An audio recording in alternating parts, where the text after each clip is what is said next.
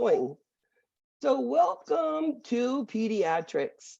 Most of you are one semester away from capstone and at the end of your course. So you guys have worked hard and you've gotten here, so congratulations. I know nursing school is not easy, and I know what you all have to go through to get here.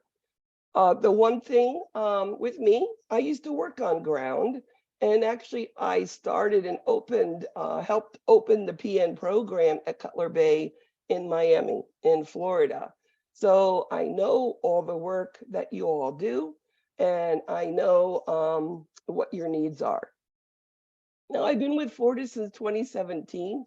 I have taught pediatrics. I have taught pharmacology, which means I'm really good at dosage calculations if you all need any help. And I am going to attach a dosage calculation recording I have and 3 handouts that follow that recording. I do not do dosage, proportion analysis, ratio. I just don't understand it.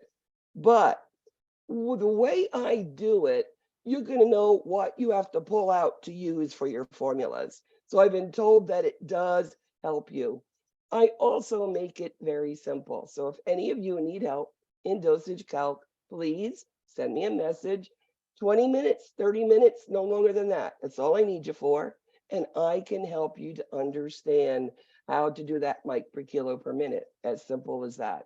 So it's just a DHQ question, or it's ml per hour or drops per minute. There's only 3 formulas I use.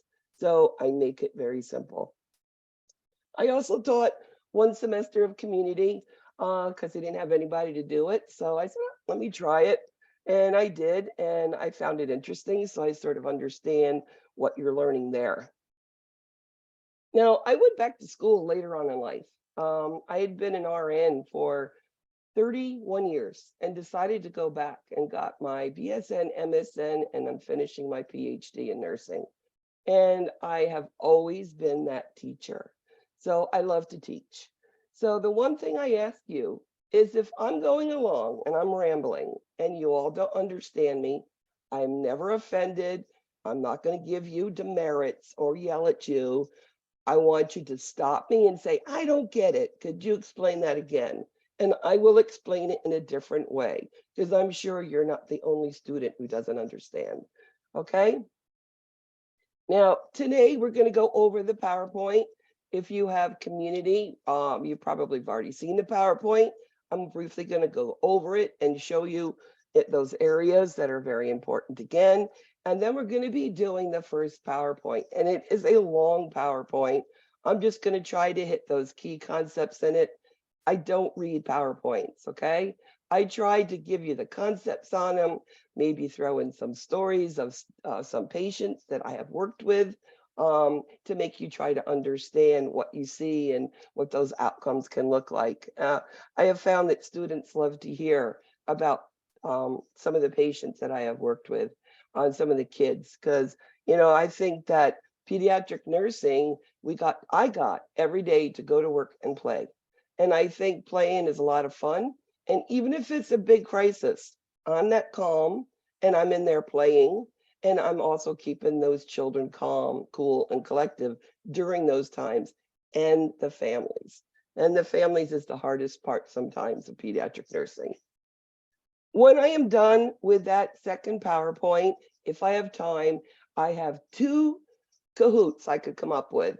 One is 10 questions, one is 30. Let's see which one I'll have time for. I may not even have a chance to get into one, but if not, I will always send you those Kahoot questions. And I would highly suggest go there and you could open them up and play them and look at the questions, try to figure them out. And of course, your answers will be there. Now, if I do the Kahoots, I'm going to tell you why those answers were those answers and why those other answers were not. I tried to explain it to you more so that you understand how you get there, okay? So let's go ahead and start. Any questions so far? Okay. Now, the one thing about me is you need to communicate. That is the biggest thing with me. I can work with you. If I know what's going on in your life, I can understand why things are late or why you can't take your exam that week or what's ever happening. I can work with you as long as you tell me before something is due. Okay. That's all I request. Tell me before. Sometimes I need documentation. Sometimes I don't. It all depends on what's going on. Okay. So just talk to me. I'm very approachable, very approachable. So online learning is basically like you're going to class on ground, okay? You come in, we're going to be learning something. Hopefully some of it's going to be interactive. And of course, there's going to be homework that is due. I will tell you the beginning of every class what is due. And when we get up to the PowerPoint of this week, I'll go into. It's very simple this week. So any problems, who do you contact? Well, number one, I am your first contact for anything that you need. Now, I do have a cell phone and I give you my real cell phone, okay? And all I do is ask that you don't overuse it and you use my cell phone when you're having a moment. I know there's sometimes many of you in this accelerated program, you are working more than regular time because you have to make ends meet and you have families and you're going to school and you might have a little 1 hour, 2 hour little notches, carved out for you to be able to study. And it's at that time you need to know an answer.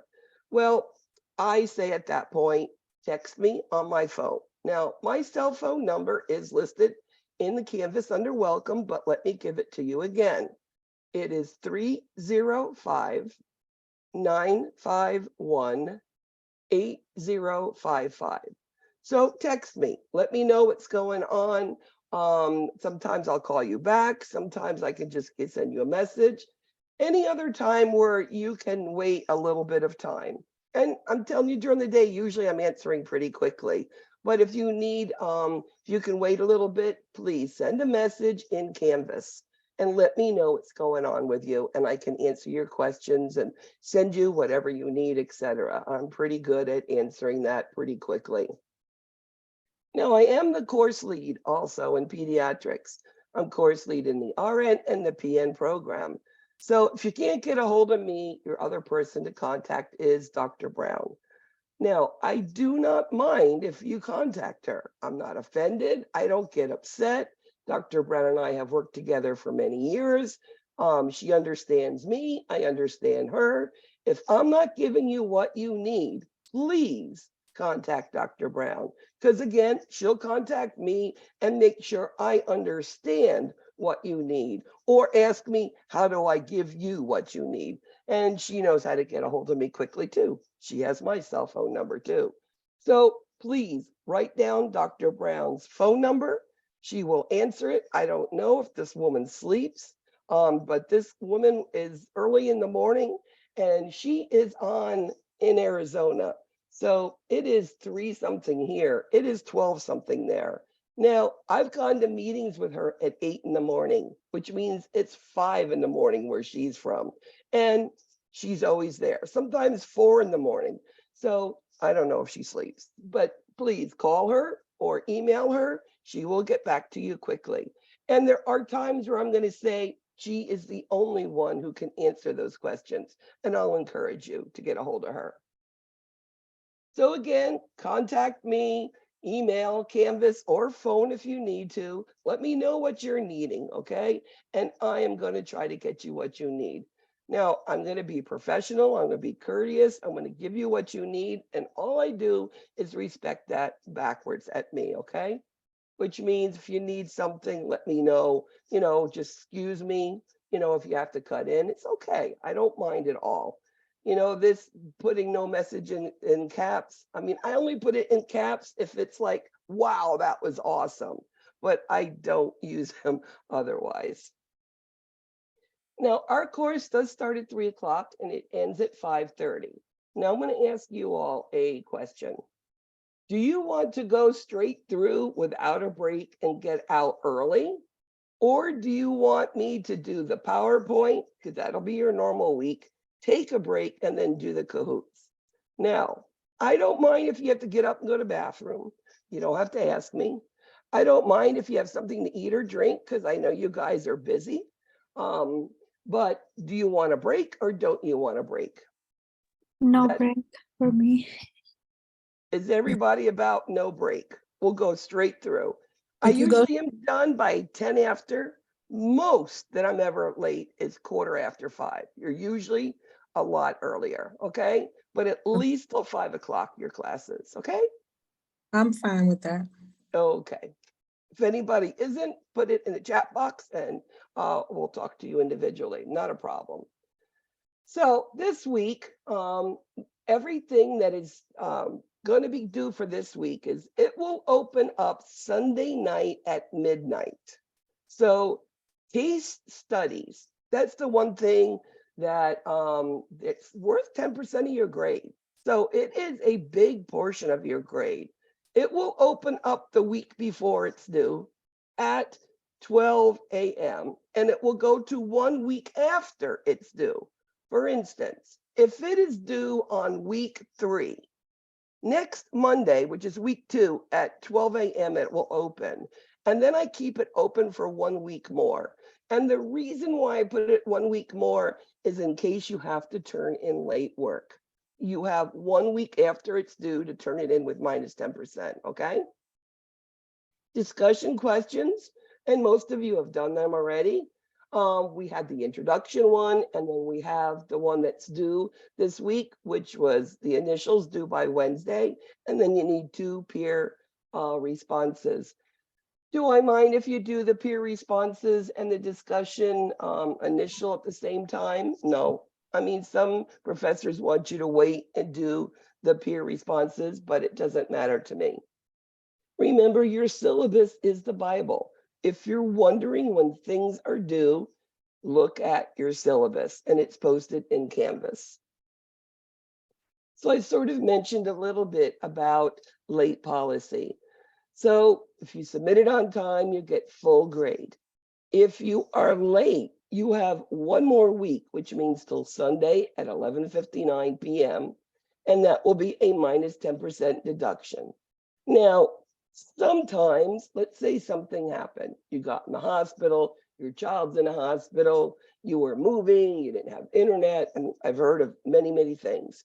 And you tell me before it's due, I might give you grace so you do not get that 10% deduction, but you need to tell me before it is due, okay? Because I know life happens, events happen, and sometimes you're unable to get it done as much as you want. Just let me know. After 1 week late, you cannot hand it in at all. So don't think we can have all the semester go by and in the end hand in all the homework. We will not work that way. It doesn't work that way. It's not the way the policies are stated for online. So get it in on time, or at least that 10% deduction if you have to, because after that, it is a 0. Now, attendance is online now. Attendance, make sure that you're online with your full name to be on camera.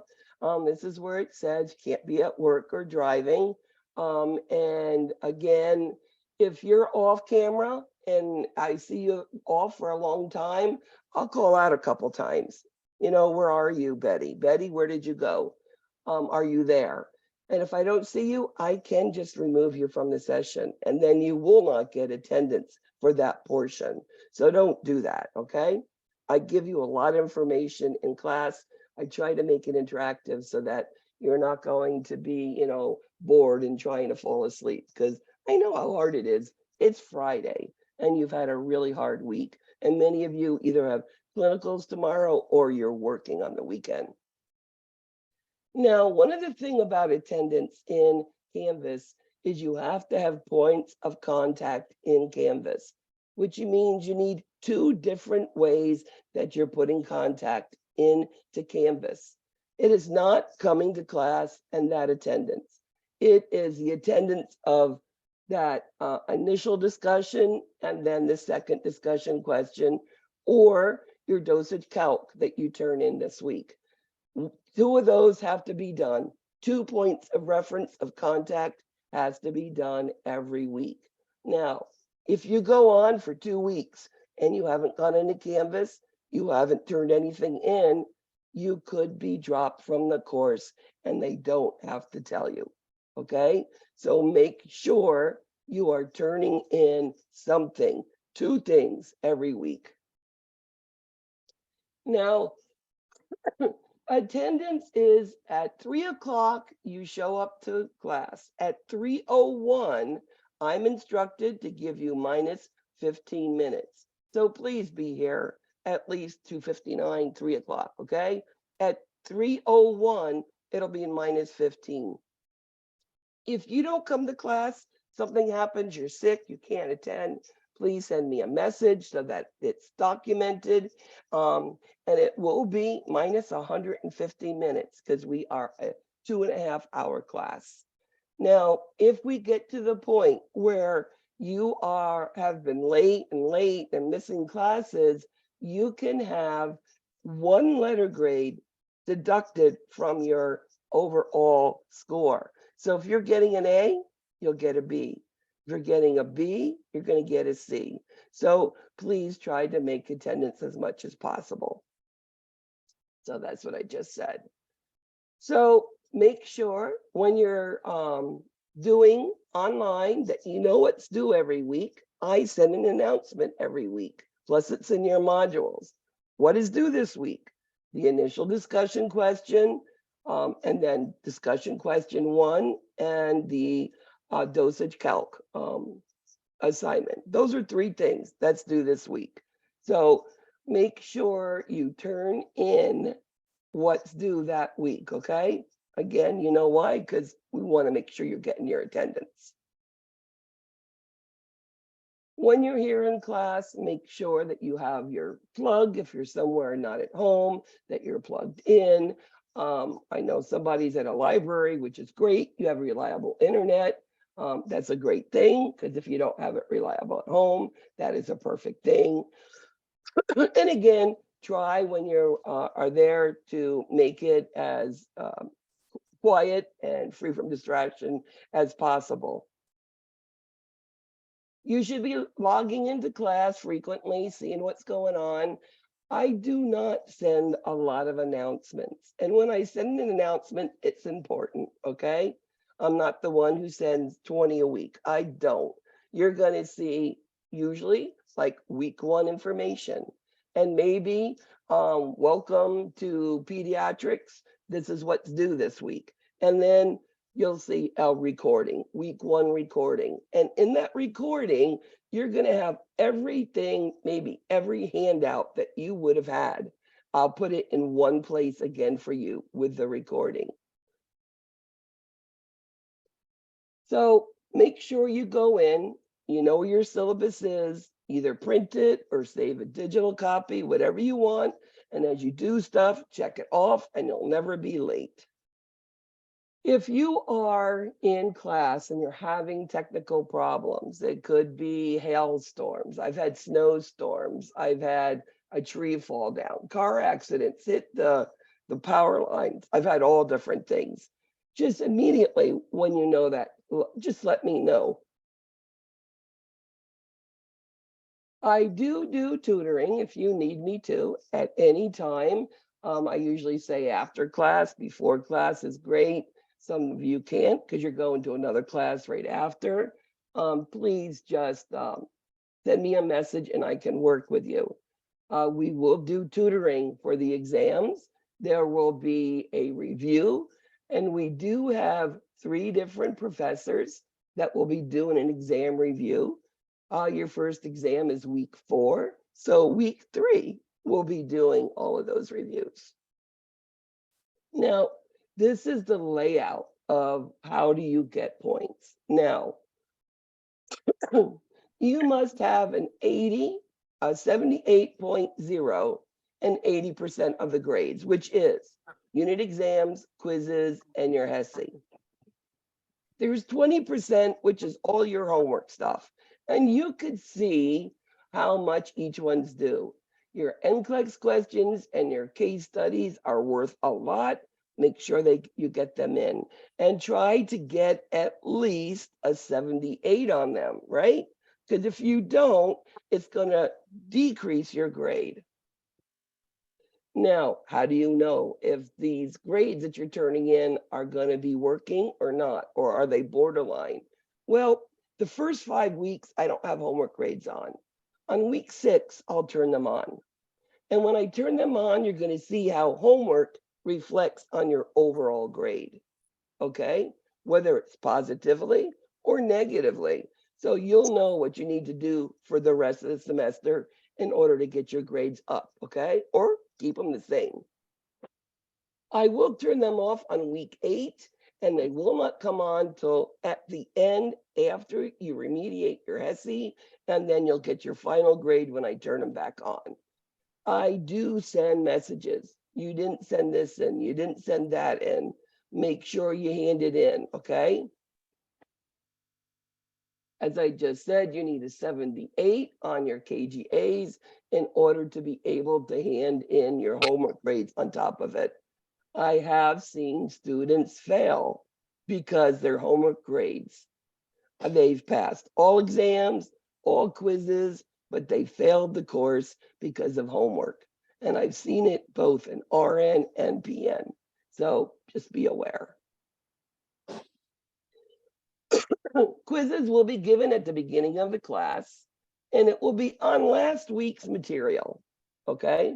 So these quizzes that you will see, it's the first thing we're gonna do. So please be to class on time, because if you come in late, you're not gonna be let to take the quiz. So please be on time for the beginning of class. What happens if all of a sudden you're taking a quiz and your computer screen goes black and your computer's not working? Well, you have my cell phone, right? You could text me immediately or send me a message to Canvas. Hey, my computer died. I don't know what went on here, okay? Let me know, because then I can reschedule your quiz so you don't get, if you only answered 3 questions and you got them correct, you'll get just a 30 on it, and you don't want that. So again, just communicate with me what's going on with you. Exams are through ExamSoft. Make sure you come into exam day on your phones through Zoom, and we'll be doing it through ExamSoft, and then you will be coming back for class after the exams. Exams is only 1 attempt. Now, again, there has been times where the internet gets cut off in the in-between, or there's been times where you can't upload exams. And students are like, but it's not uploading. We're going to lose what's going on. Nothing's ever lost in ExamSoft. I can always call ExamSoft and I can have it reset to where your exam stopped, okay? Or if it didn't upload and it's 4 days later, I can get it uploaded so I can get your grade, okay? So don't ever worry about ExamSoft and any of these technical difficulties. Some students have a proctor on campus, and they like them to proctor their exams. I have to know that 72 hours before exams. And it's not you telling me. Who's going to proctor you needs to send me a message in Canvas, okay? So if, you know, Mary Jo is going to be in your proctoring you during class time, okay, they must send me a message, and then I will send that person the access code to the exam. If they don't send me a message, they don't have access, and I can only give those codes out. If you cannot take the exam on the day that it is due, means that I need to know about it again before the exam. What happens? You're in the hospital, or you were in an accident, or you woke up, you know, you took a nap and you have a severe migraine and you can't think. Well, I wouldn't want to take an exam like that. Let me know before. as long as it isn't before every exam, okay? If you don't take the exam, you don't tell me, you will be getting a minus 10% deduction. And you have up to 1 week later to take it. So you will have till next Friday at 1 o'clock to take the exam, okay? And it will be minus 10%. We know how exams are proctored. You show ID, you show them your area.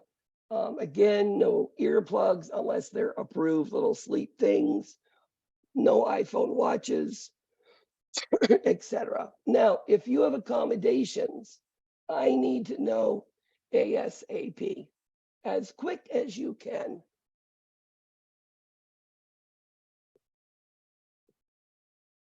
I want to make sure, excuse me, I want to make sure your quizzes have extra time and also your exams have it.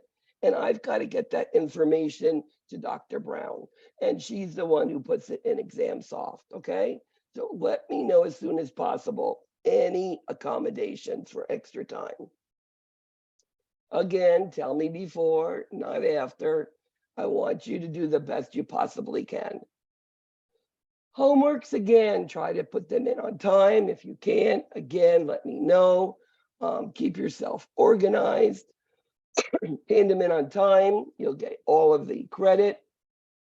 If you see a case study doesn't reflect in your grade book, it shows a 0, let me know immediately, because I might be able to find the grade, or we might have to put a help desk ticket in, okay? There are glitches sometimes, and it's about 3 or 4 every semester that I see. NCLEX questions, make sure you answer what the module asks for, and do them to the point where you're getting a grade you're happy with. You can do them over and over again. Case studies is one time. You only get one try. When you do your NCLEX, make sure you send me in the whole printout. I don't need that little green square. I want the whole printout. The first week, if I see that, they're due, like on week 3, they're due. If I see that you didn't turn it in right, I will send you an instruction, okay? If you still don't understand, I can meet with you briefly and show you very easily how to send it the proper way, okay? All right, 50 points. A lot of times students like screenshots. We don't take screenshots at all, okay? So make sure you get it in there correctly. Now, this is sort of a double-edged sword. I don't accept screenshots, and Dr. Brown doesn't want it, but I always suggest highly that you keep that screenshot in case of any issues. On occasion, I mean, could be 2 or 3 students again every term, but you want to make sure you're going to get the grade you're supposed to get. Case study. Oh, excuse me, Ms. Bogart. Go ahead. On the math handout or that we supposed to submit to you, how do you want us to give you that? Because What we you have can to. do, I mean, I know. you I'm could sorry. take it, upload it, scan it. Upload it and scan it. Can you scan it? I can take. Yeah, I can. I usually take a picture on my phone and then I can just send it to my email. Is that okay? And That's then fine. And upload it then like that. you I know upload how it to like do it. that. I Yes, was just making sure that that was okay. that's absolutely fine. Okay. So we can do it on our notebook and screenshot it and send it to you, or? Yes, and just make sure you put it in the modules in that, because there's multiple uploads allowed. Okay. I have multiple uploads for your NCLEX. I have multiple uploads for your NCLEX to make sure you have, enough space for it.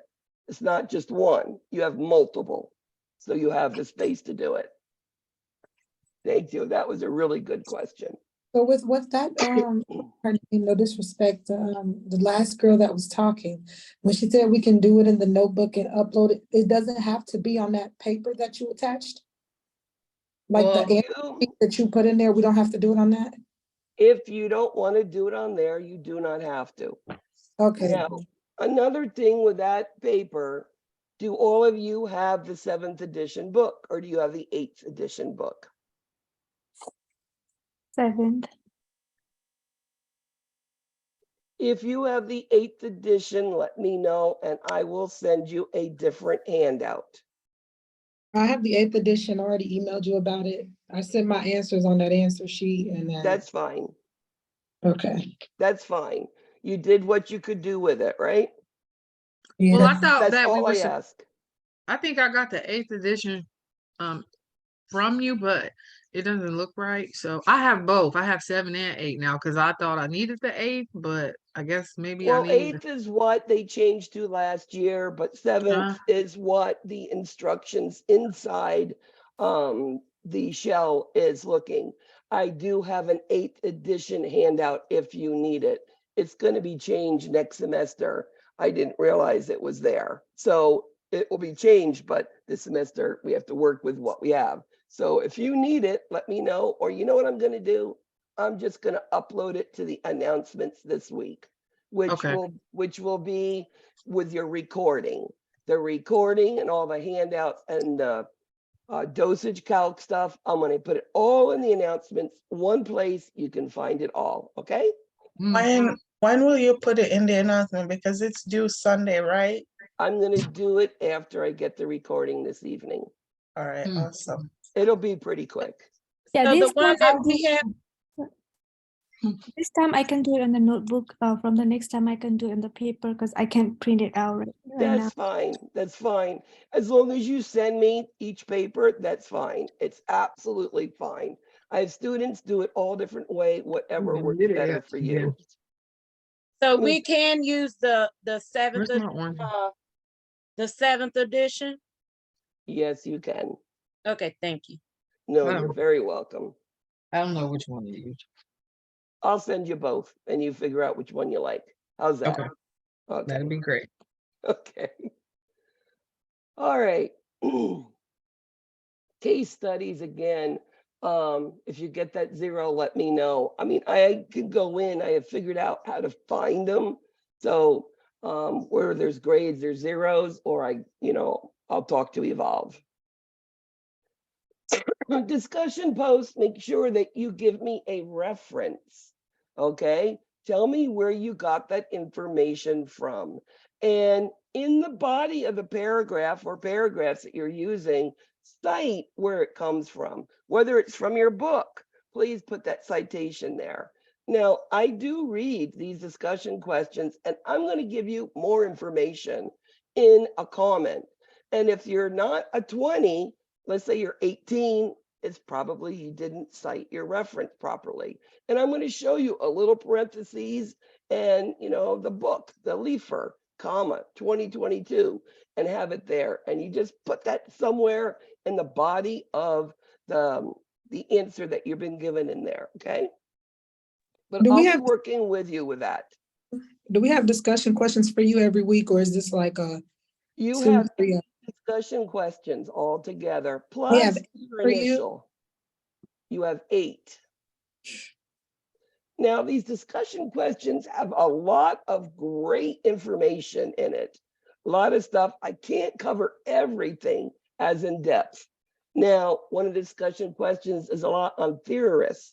It is a great discussion because your first exam has a lot of theorists on it. Okay, so try to do it as best as you can because you'll see it reflected in quizzes, see it in exams, okay? Always use a rubric, if anything you have. I mean, you'll see me do the rubric when we do the discussion questions, you'll see them. Again, use APA, do your references. When we do the quizzes, they're done through Canvas and it goes through and you'll get your grades immediately. Again, if something happens, it shuts off, you can't finish it, again, just let me know. There's ways I can see exactly the time and the second that you touched anything Whether you put question A and then changed it to question C as your answer, I can see those things and I can see where it shuts off, okay? HESI is in the end. There's only one attempt. I do HESI reviews also, and we also do those exam reviews. Remediation, I'm going to post this again in your announcements in the end, remediation and how much you need to do. So it is here also, but you're also going to see that in the announcements at the end. And this just goes into some questions about being professional and why we do the things the way we do it, you know, and following directions are important as a nurse, right? If we don't do the proper treatment in the proper way, is the student getting the benefit of what they need? So that's why we are so particular with a lot of things, because that is medicine, that's nursing, that's doing things proper and accurate and timely, right? Chanel, are you with me still?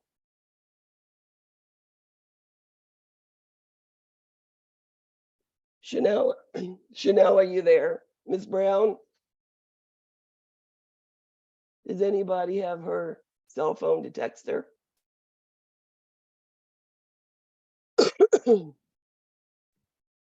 Ms. Brown, are you there? Hello, hello. I have her cell phone number. Should I give it to you or should I just send her No, a message? just text her and tell her to come on camera, please. Thank you, I appreciate that. You know, as nurses, we got to look out for each other. All right, we always have to have each other's backs. We need to work together. And that's what nursing is all about. It's not me being the great nurse, because I'm nothing if people around me aren't great. So my job, my whole career was making sure everybody was doing all the right and the good things and working together and being a team. And that's, you know, I'm still known for that at the cardiac intensive care unit at Nicholas Children's Hospital here in Miami. We opened a new unit and I made us all together a team. And to this day, I'm still known, and I haven't been there for about 15 years now, because I went the last 10 years of my career into the emergency room, which actually gives me a lot of information about those diagnoses that I'm going to talk to you about. So the emergency room was a trauma, and I love trauma. I'm the adrenaline junkie, and I love those things. All right, we'll give Chanel a break, but that's the only break she's gonna get. I want you here. I want you paying attention because there's so much that we're going over, and I don't want you to miss any information at all. So let's look at what we're doing. We're doing chapters 15, 16, and 17. And then we're going to be doing the little Kahoots. I think we're probably going to get to it. The one thing about children is we know that they are continually growing. The one thing, what do we do every visit when a child goes to the ER, urgent care, or doctor's office? We do a height and we do a weight. Have you ever wondered why? We want to see if they're growing. Are they getting proper nutrition? Is their growth hormone working right? Or is their thyroid having a problem? And then, of course, we're looking at developmental things like, are they lifting their head? Are they walking? Are they talking? Are they grasping their hands? All of those things we're going to be looking at with growth and development. When we don't have a normal number and it's lower than, there's so many things we can do, but we need to do an early intervention in order to get it done. Every single child is different. No two children are the same. You're going to have children walking at 6, 7 months, and then you're going to have children like my grandson, which you're going to hear all about. He's 6 years old now. He didn't walk at 12 months. He ran at 15 months. There was never a walk in there. He would like sort of fall over and then all of a sudden he was running. So everyone is different, and know that children all act differently to diagnoses. So we do height and weight. We're going to look at developmental milestones, and we're going to go into some of those as we continue. So nursing diagnosis are related to parenting, coping skills, and it could be that they're unable to turn over yet, and what are we doing as related to the kids not turning over? The one thing we do in pediatrics a lot is teaching.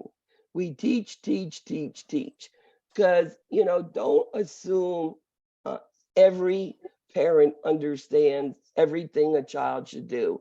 I always teach everyone, whether they're a physician, whether they're a nurse. I mean, when I was in adult nursing and I had my young children, I didn't know a lot of things, but, oh, you're a nurse, you must know that. Well, no, I don't. Please tell me all about it, right? We know everything we do to a child must be age appropriate. And then after we do anything to a child to help them, we must see, did it work, right? How do we evaluate that? And a lot of that has to do with the height and the weight and the levels of development. And are they doing things appropriate? Now, there's different things that we look at. Cephalocaudal. Well, cephalic is a head, right? So it's from head to toe, and it means they lift their head first. Then they're going to turn from their belly to their back to their belly. Then they're going to be crawling. Then they're going to be creeping. Then they're going to start walking. And this is cephalocaudal. Now, proxodistal is when babies are born, they love to be snugged and wrapped with their hands here. They like that comfort. As they get older, they start reaching out for stuff and they don't want this anymore. That's proximal distal. Children, I'm going to be sending you a handout about vital signs. Now, an infant, a neonate, which is the first 28 days of life, their heart rate is 140 to 160, their heart rate at rest. This is not due to fever. It's not due to dehydration. As they get older, those numbers will come down. So we need to understand those, taking care of those kids. We know that at first they don't hold temperatures. We have to cover them more. And we need to understand those things to take care of a child. I mean, an infant is born with only mom's immunity, and that wears off. So we need to be protecting, washing our hands, making sure we have masks if we think we have a little cough. I mean, very important. The kidneys grow, they become more mature, the nervous system. At first, they can't lift the head. Those nerves are not sparking those muscles to lift the head. So look how much the nervous system grows. Initially, all they do is sleep, right? They sleep, pee, and poop. That is their big thing when they're first born, right? And then we know they grow. I mean, the first 6 months of life, it's 1 inch per month. They're growing. I mean, it's amazing how quick they go. And then there's critical periods where they don't do anything. They sit for a while, or sensitive periods, it's called, where they just sit at that, and then they refine that motor, whether it's walking, talking, whatever it is.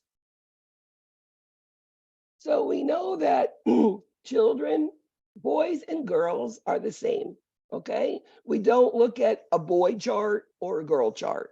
They all grow the same thing at this point in time.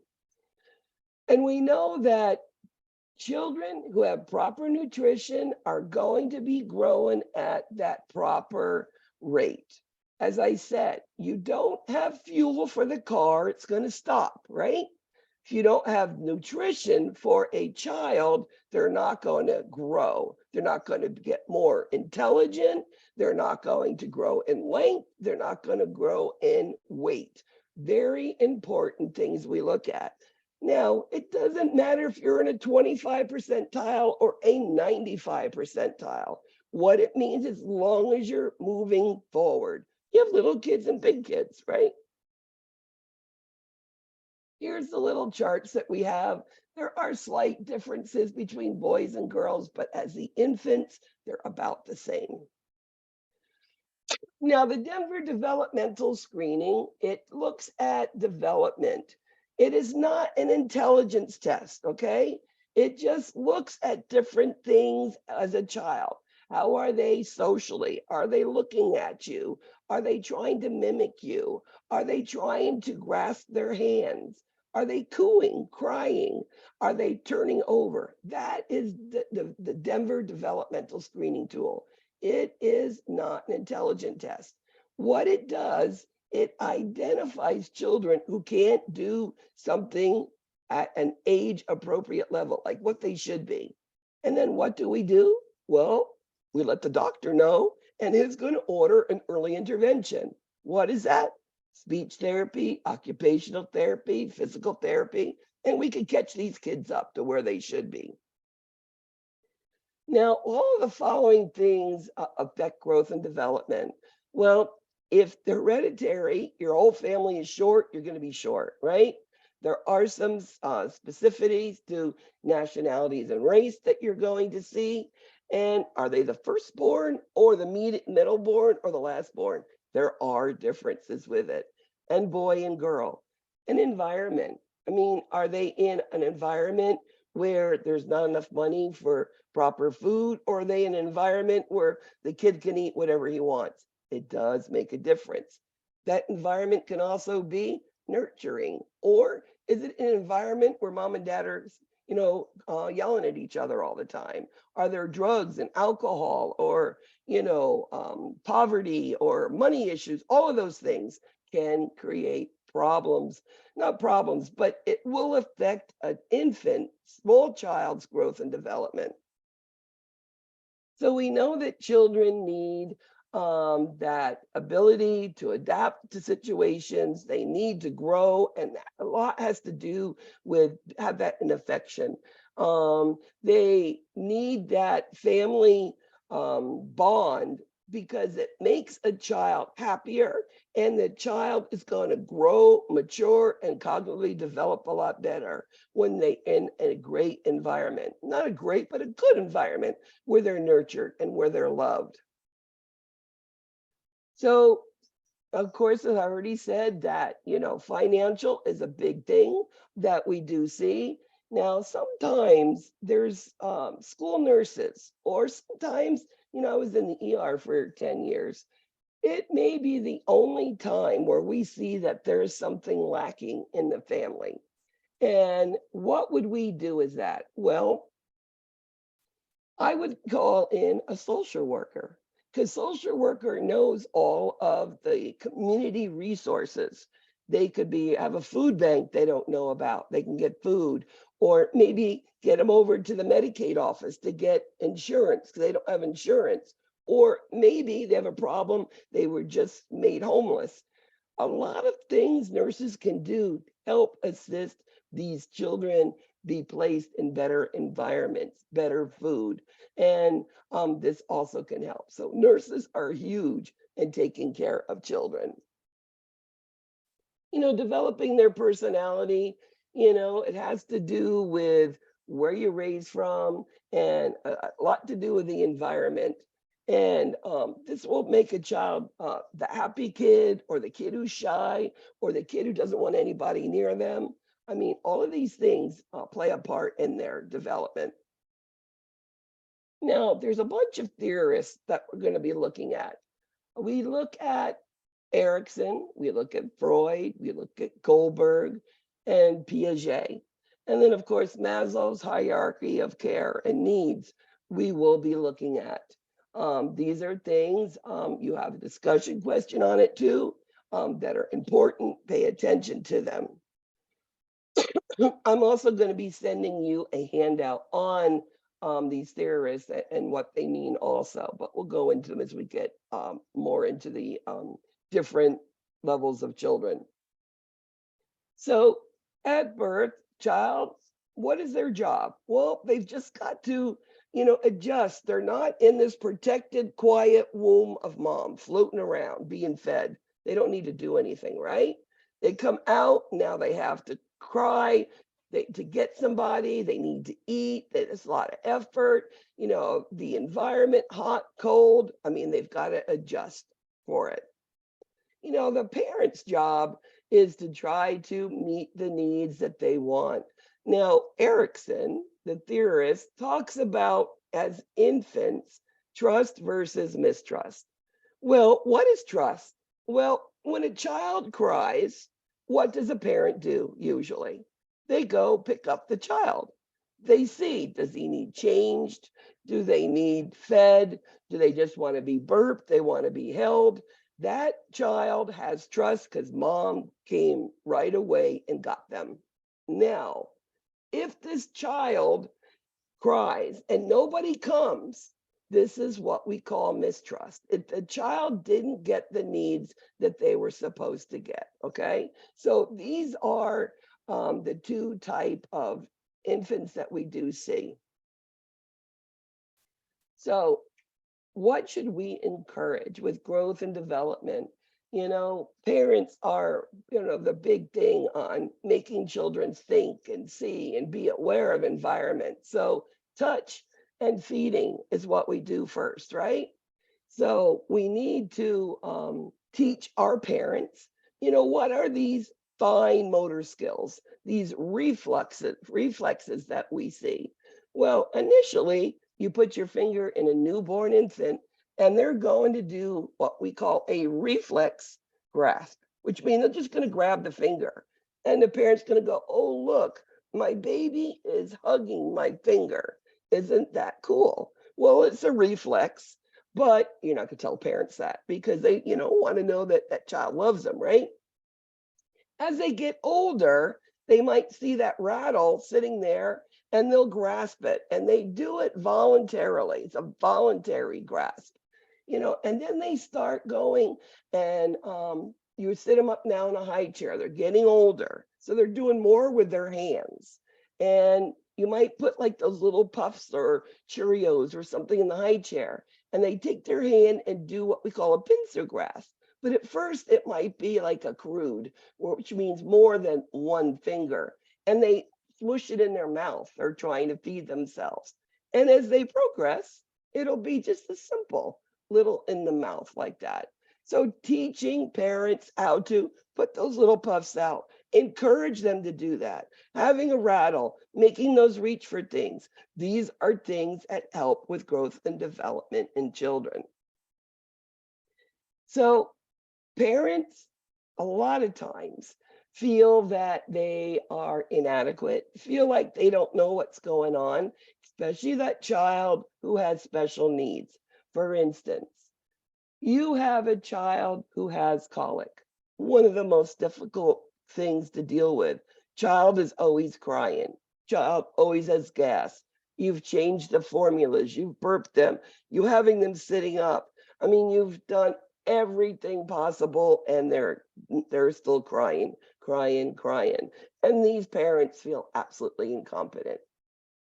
The one thing you need to do is give them encouragement that usually by about 6 months, this colic will stop, but the first 6 months of life can be really, really taxing. Can you imagine all night long being awake with your child because all they do is cry?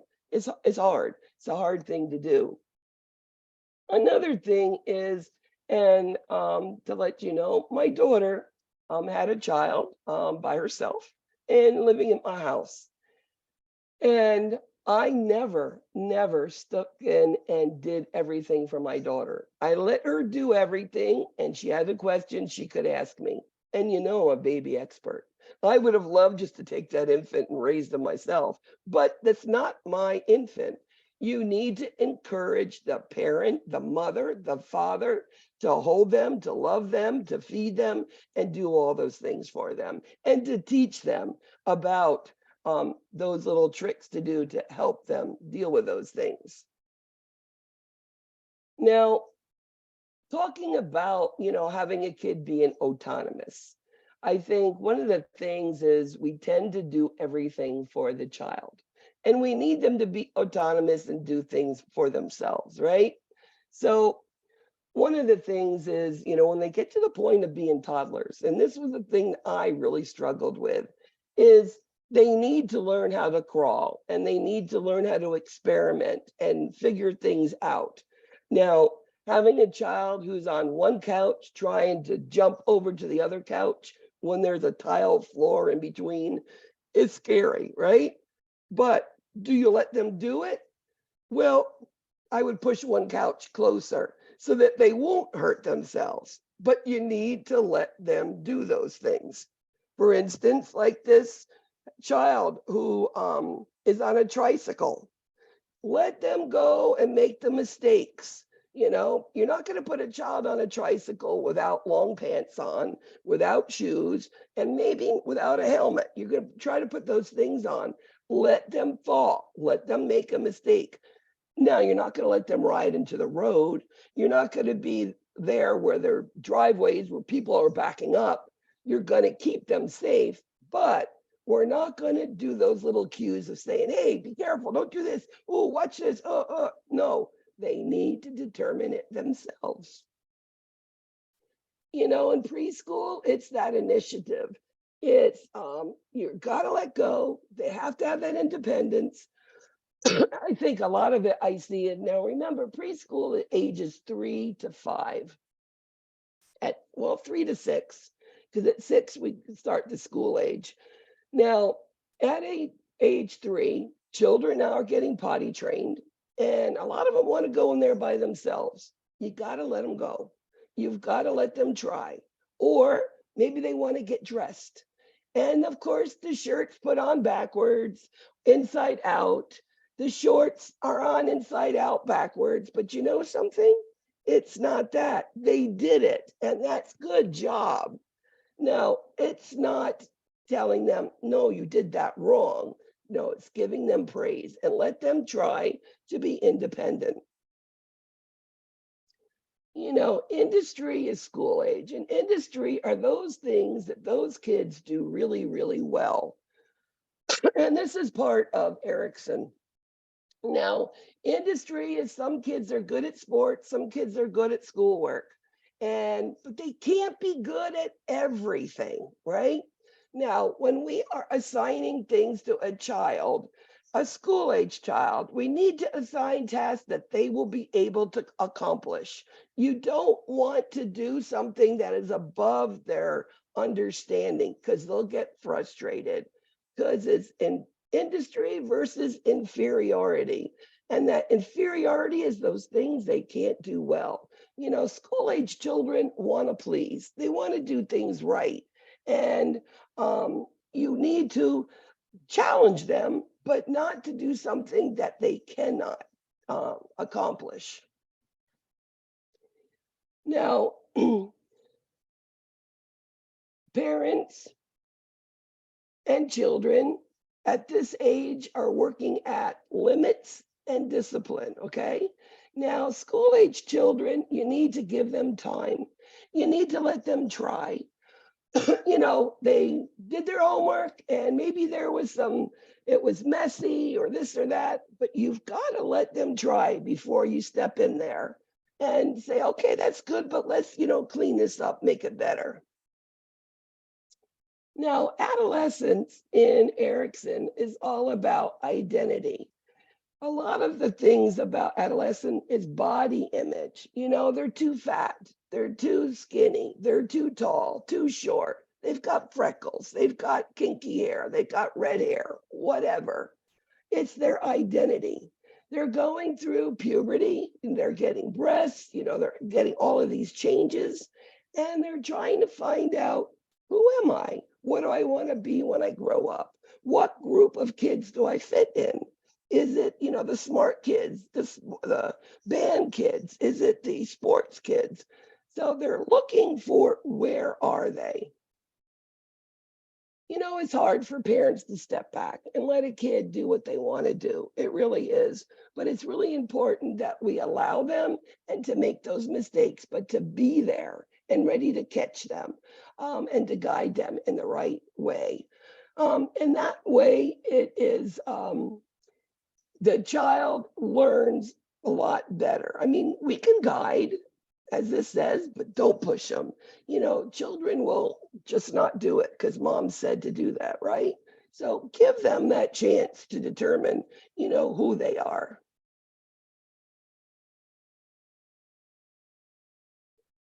So when they do things, for instance, children, if they're in school, and then there's, chores to do at school, at home, let them do their task as they can do them. Not every kid is going to be a straight A student, but at least they're trying their best, doing their best, right?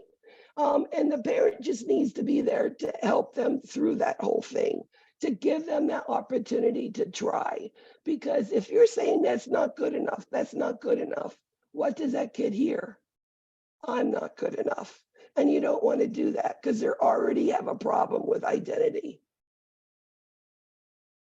Now, Piaget, Piaget is all about thinking and their mind and learning how to do stuff. So as an infant, children, what do? Give them a rattle. Where does a rattle go?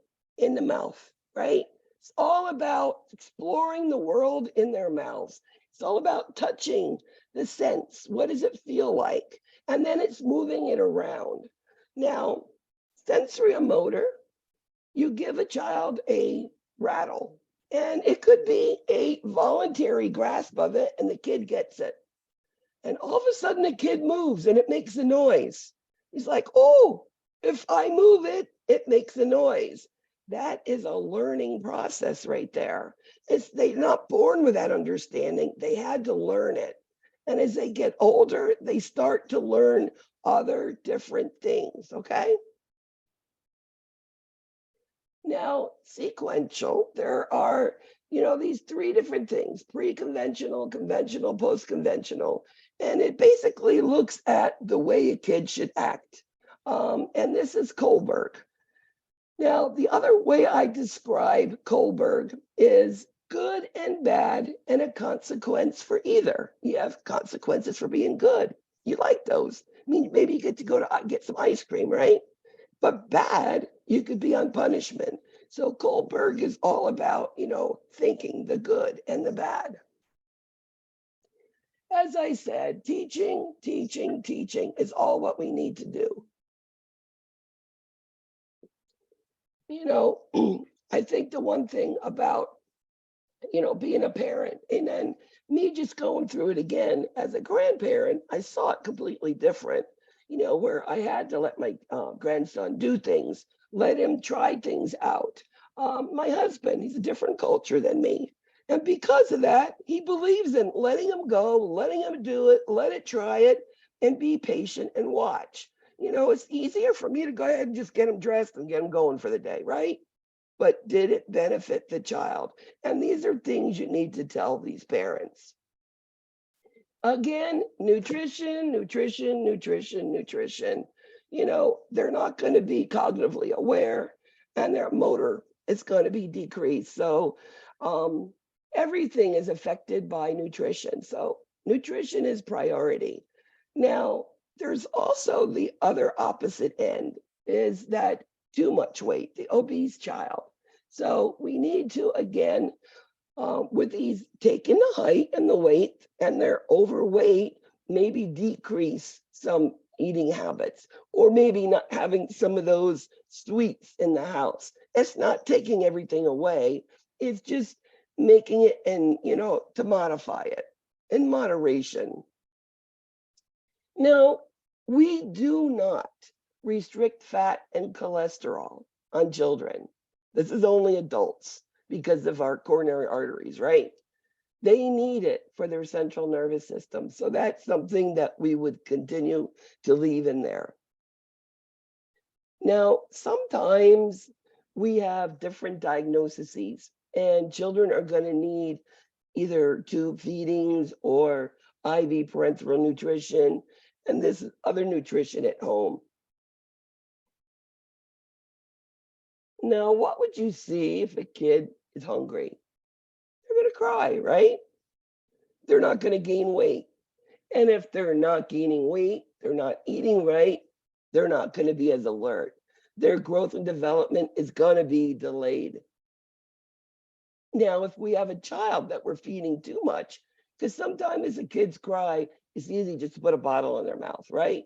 Or put a breast back in their mouth, and you're overfeeding them. So you're gonna have a kid who's spitting up a lot, could have diarrhea, and now their weight is gaining too quick. And that would be something, as a nurse, we would say, yes, you need to feed your baby, but you don't need to be feeding him every hour. I mean, initially, the first week or two, those kids are gaining so much weight in that first month or so, maybe until the breast milk comes in more, or the formula. So high fats diets. Now, if we give too much fat, the hamburgers, good old McDonald's, right?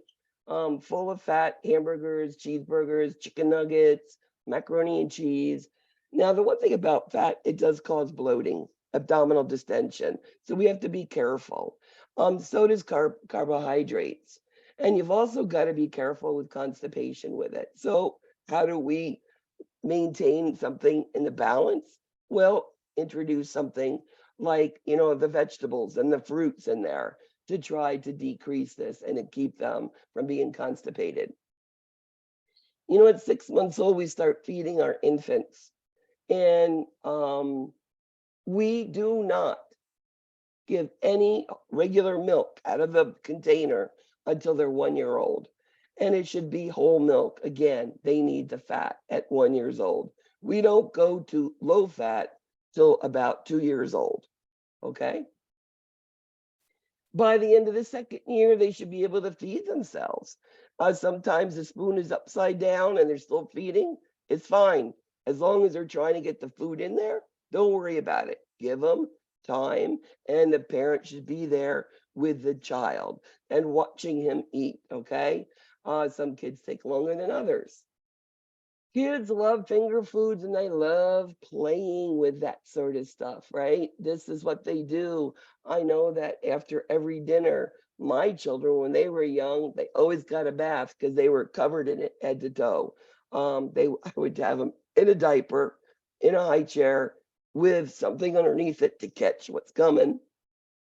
And they'd be full. And it's all part of, learning and exploring and feeling, right? It's the sense of that, whatever texture this stuff is.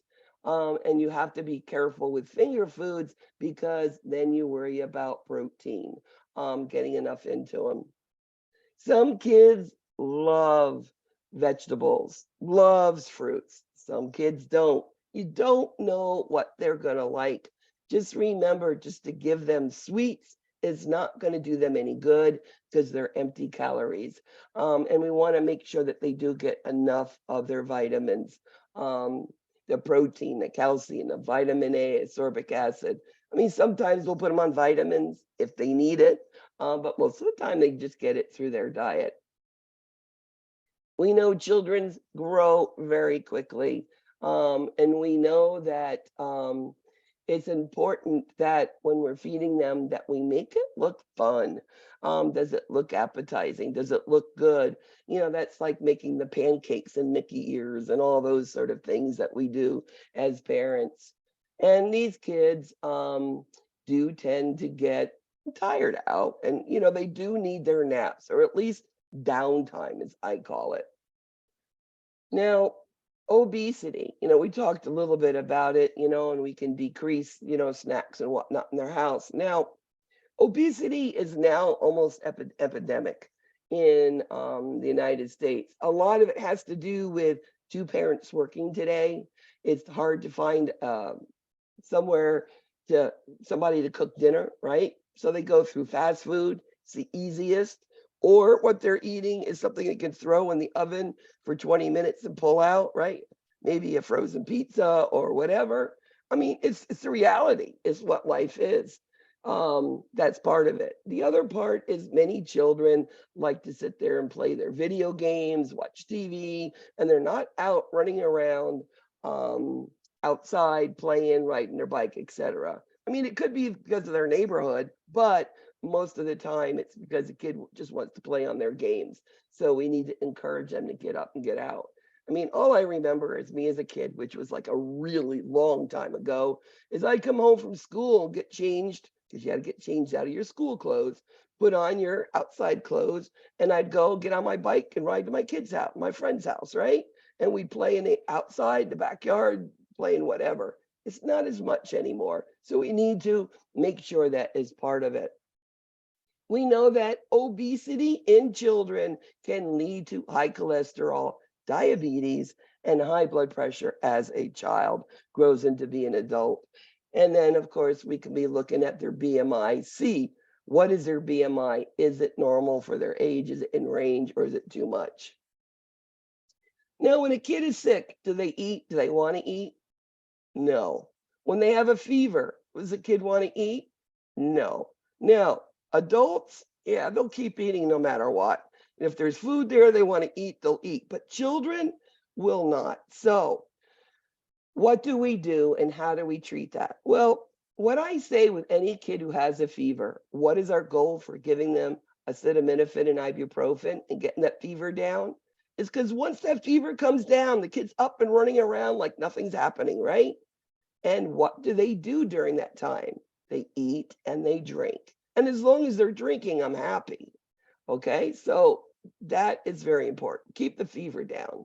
Also, make sure if we're feeding these children in the hospital, are they getting the proper foods? Or does the dietitian just send whatever tray, and that tray has these things that this child cannot, chew on, et cetera, et cetera.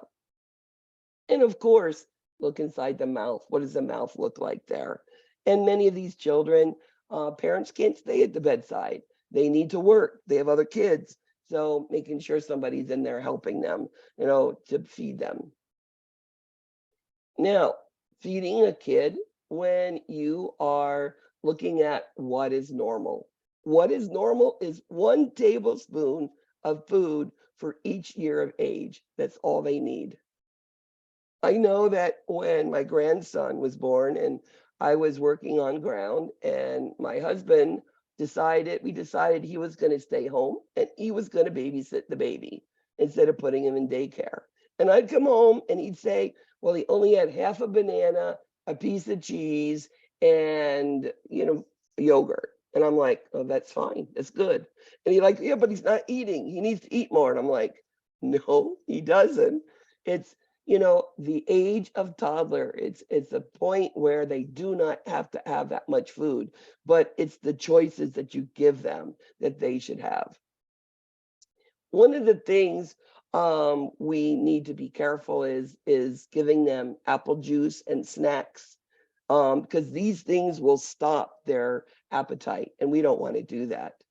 One of the things that we don't think about is, what if a kid needs to go to surgery, or what if a kid has a diagnosis where they cannot eat at all? And we'll get into some of those as we go through the systems of the body. Make sure that they have a pacifier, something to they can self-soothe. I think a pacifier, it's good, it's bad, it's good, it's bad. I've heard it all different ways through my career, but what they feel is a pacifier is a self-soother. Whereas they're having stress, they're anxious, they can put it in their mouth and suck on it, and it does soothe them. And because they can't eat, at least they're doing that sucking, which is part of what they need to do. Baby teeth, we usually see the first one about 6 months old. Make sure we just take a soft toothbrush and brush them with just water. They don't need anything else that early right there. Make sure if they're having any of these sugary snacks, make sure that we are brushing their teeth.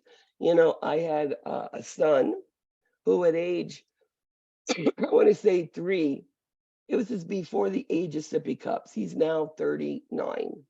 And he would take his bottle with a little nipple stick in his mouth and run around the house. And he actually got bottle mouth because of all the sugar on his teeth.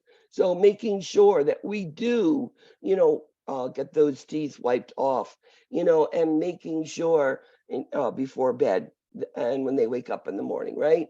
And trying not to get so many sugary foods. One of the things that they say is that a fever is not related to teething. And they say that if the kid has a fever when they're teething, it's due to something else. You know, we all have our opinions on it. All I can tell you is my kids always had a fever when they were teething. And were they sick? Until the tooth erupted, and then they weren't. So, but the book says the fever is not related to teething. Always change that toothbrush. It's something we forget to do, even us as an adult. You know, every time change, I throw out mine and get a new one. It's just something I've gotten a habit of, because who knows how many germs are in there and what sicknesses I've had. You know, and make sure that it's in a container where it keeps clean. And of course, they shouldn't be using anybody else's toothbrush. Now, play. You know, play is what children do to grow and to learn and to be able to walk and crawl, and to be able to express themselves. Play. Now, many hospitals, especially Children's Hospital, have playrooms. I know where I worked, they had a beautiful playroom. One of the things is the playroom, they have to not have a fever and they can't have anything communicable to be able to go up there. And they let them do all sorts of things. But if they can't go there, many of these people come down to the rooms. If you as a nurse request it, they'll come down and let them play. And I think kids need to continue to play, because then they're not going to look at the hospital as a place where all I get is needles. All they do is hold me down. One of the things about play is make sure anything that you do for the child is age related and illness appropriate. You wouldn't want to give, a teddy bear to a 4-year-old. They don't want that. Maybe they want crayons and a coloring paper, right?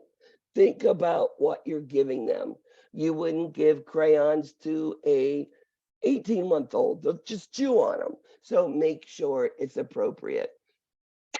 And look at this, in an asthma child, you don't want that fluffy, hairy stuffed animal, because it can create an asthma attack.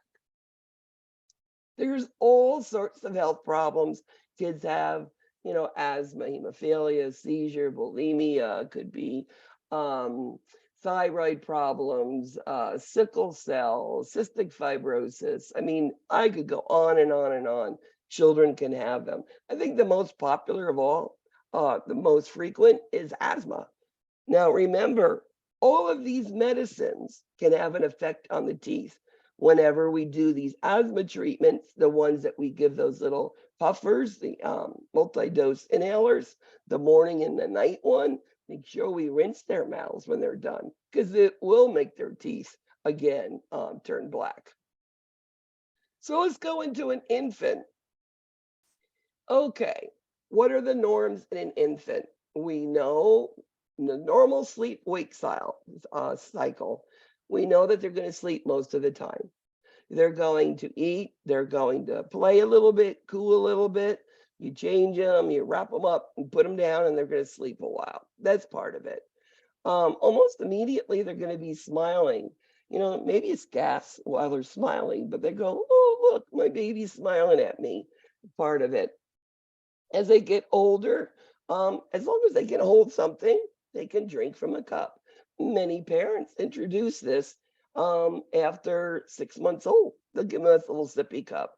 Depends on what you believe in. But that sippy cup helps not have that nipple so they don't get the teeth rotten, and it gives them, you know, that dexterity of drinking. And another thing that happens in the infants is what we call separation anxiety. And that separation anxiety is that when you take your kid to daycare, it's an example where you try to hand your child off to the caregiver and the kid turns around and wants to go back to mommy or daddy, and that separation anxiety. And they go through different stages of it. And again, this is another one of your discussion questions, which goes into the different levels of it. Now, one of the things about milestones and looking at developmental levels is when all of a sudden you're not seeing them moving forward, what is the reason? Let me give you an example. Now, most children by 6 months old will be rolling over from front to back and back to front. Well, what if they're not rolling over at all by 6 months? There's a problem. What do we do? Well, the healthcare professional is going to have to figure out why.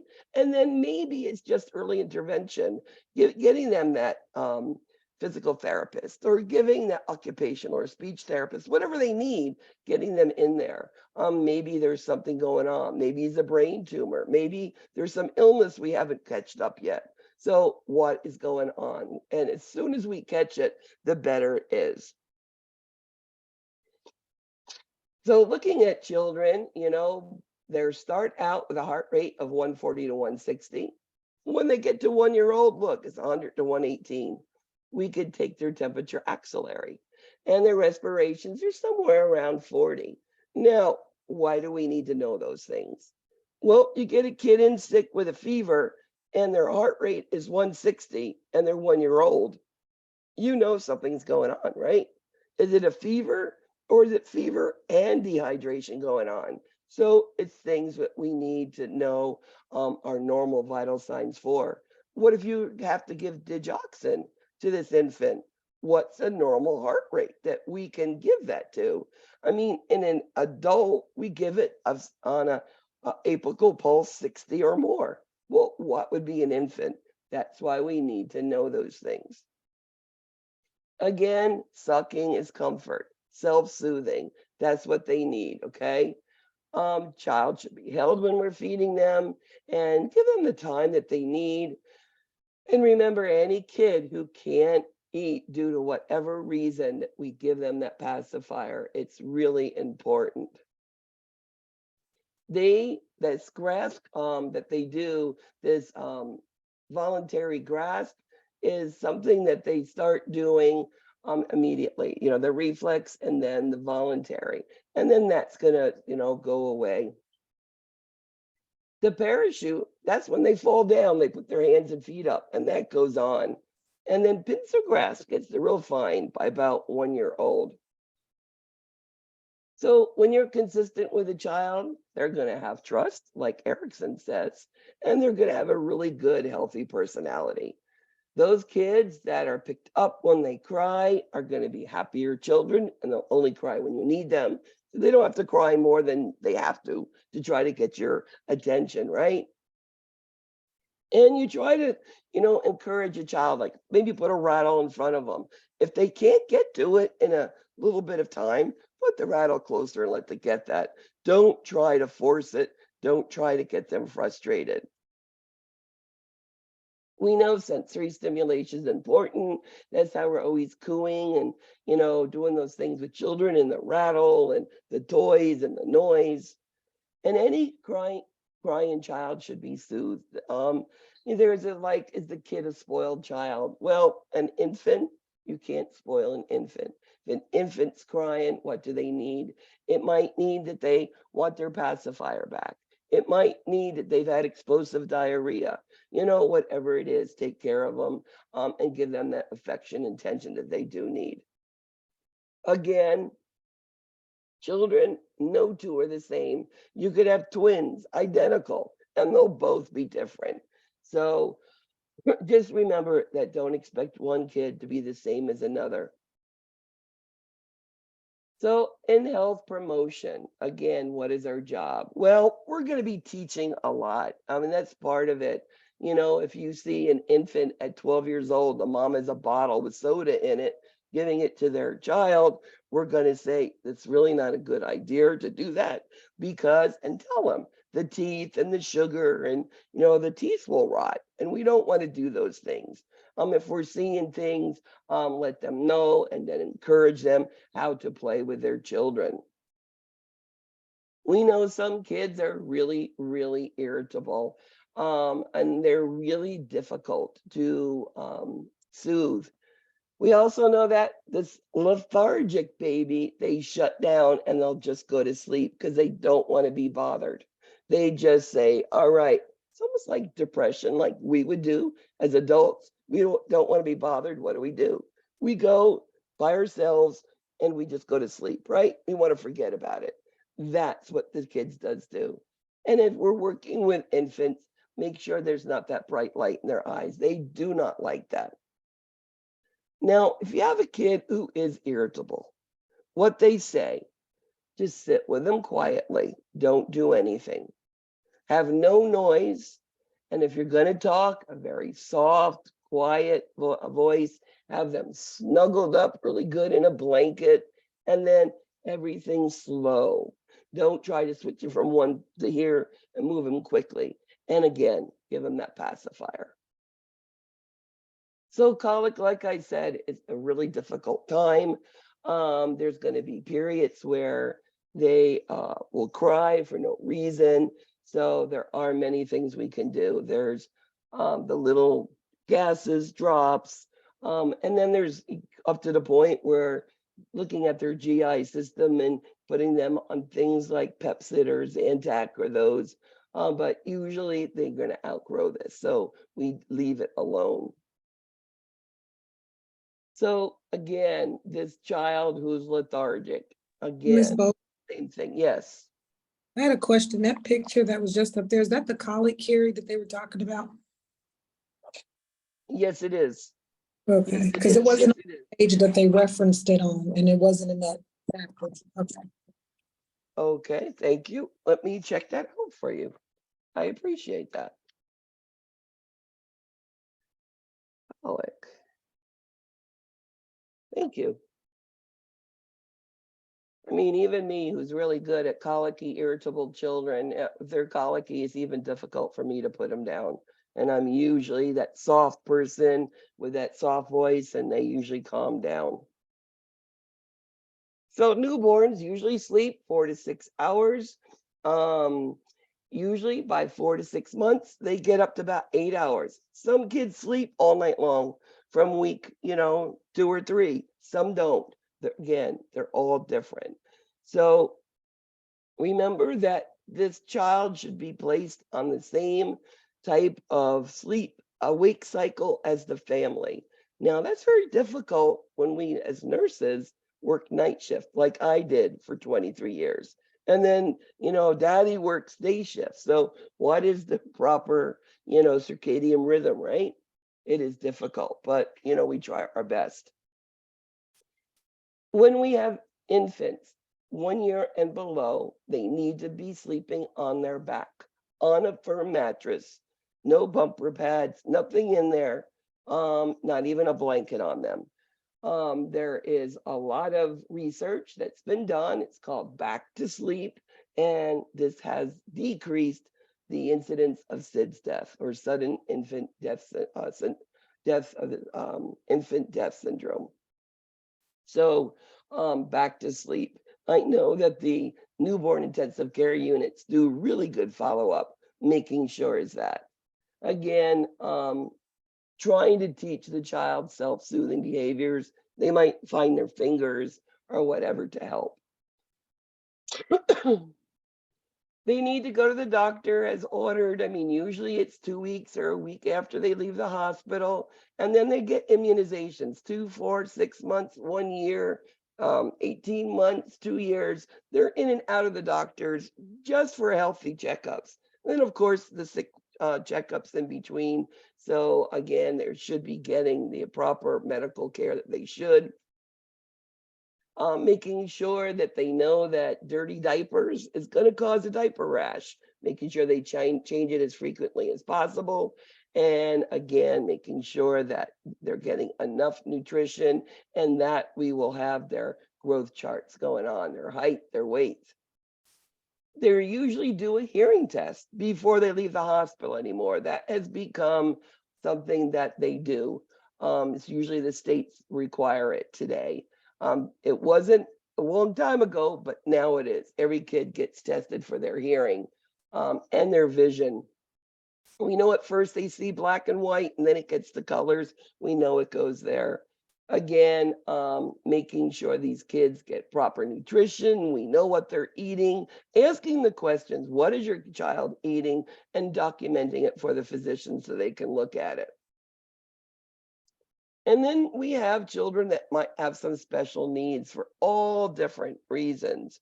Again, Early intervention helps catch these children up. You know what I've always loved about children and infants? You know, some of them are behind developmentally, and then you give them the therapies they need and they catch up so quickly. And that is what we want to do for them. So early therapies do catch them up. And then if they need something beyond just therapies, there are so many things in the community today that they can get into. I mean, even on the internet, there's groups of parents that talk together about all different sort of stuff. Immunization should be given timely. We know because kids get sick, they are left, you know, some of them are late, but as long as they're going as we should is what we want. Because remember, children are born with only a little bit of mom's immune system, which means they are susceptible to infections. So we want to make sure that they're immunized for all of those really bad diseases, right? Because they don't have an immune system to fight it at all. And of course, keeping that record of it so that they can make sure that they're up to date. Again, 6 months old, we start putting in solid foods, and we are going to be doing that one at a time, 4 to 7 days in between each new food item. Now, initially, you're going to see that tongue pushing the food out, and that's just absolutely normal. Now, why don't we feed infants before 6 months old regular foods or cereals? Well, their GI tract is immature. It'll just come out. You know, if you start to feed them fruits and vegetables, you're just going to see it in their stool. So they're not getting any nutrition from it. And besides that, they're not getting the milk, which gives them the nutrition they need.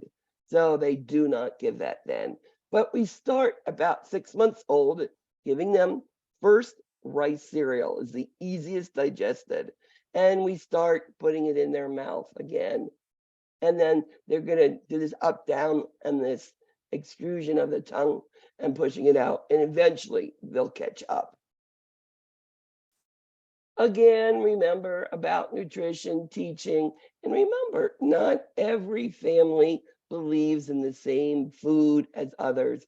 You have some cultures that believe all vegetarian, which is fine, as long as they're getting enough protein in their diet. And there's other ways to do that, right? So making sure that they do get some sort of nutritional consult there to make sure that they're getting enough. I mean, teaching parents on when to feed, how to feed, and then seeing how the parents feed these children. Are they okay with it? Or the kid's sticking the tongue out and they just stop. Look, you don't want it. And then explaining this is part of being normal.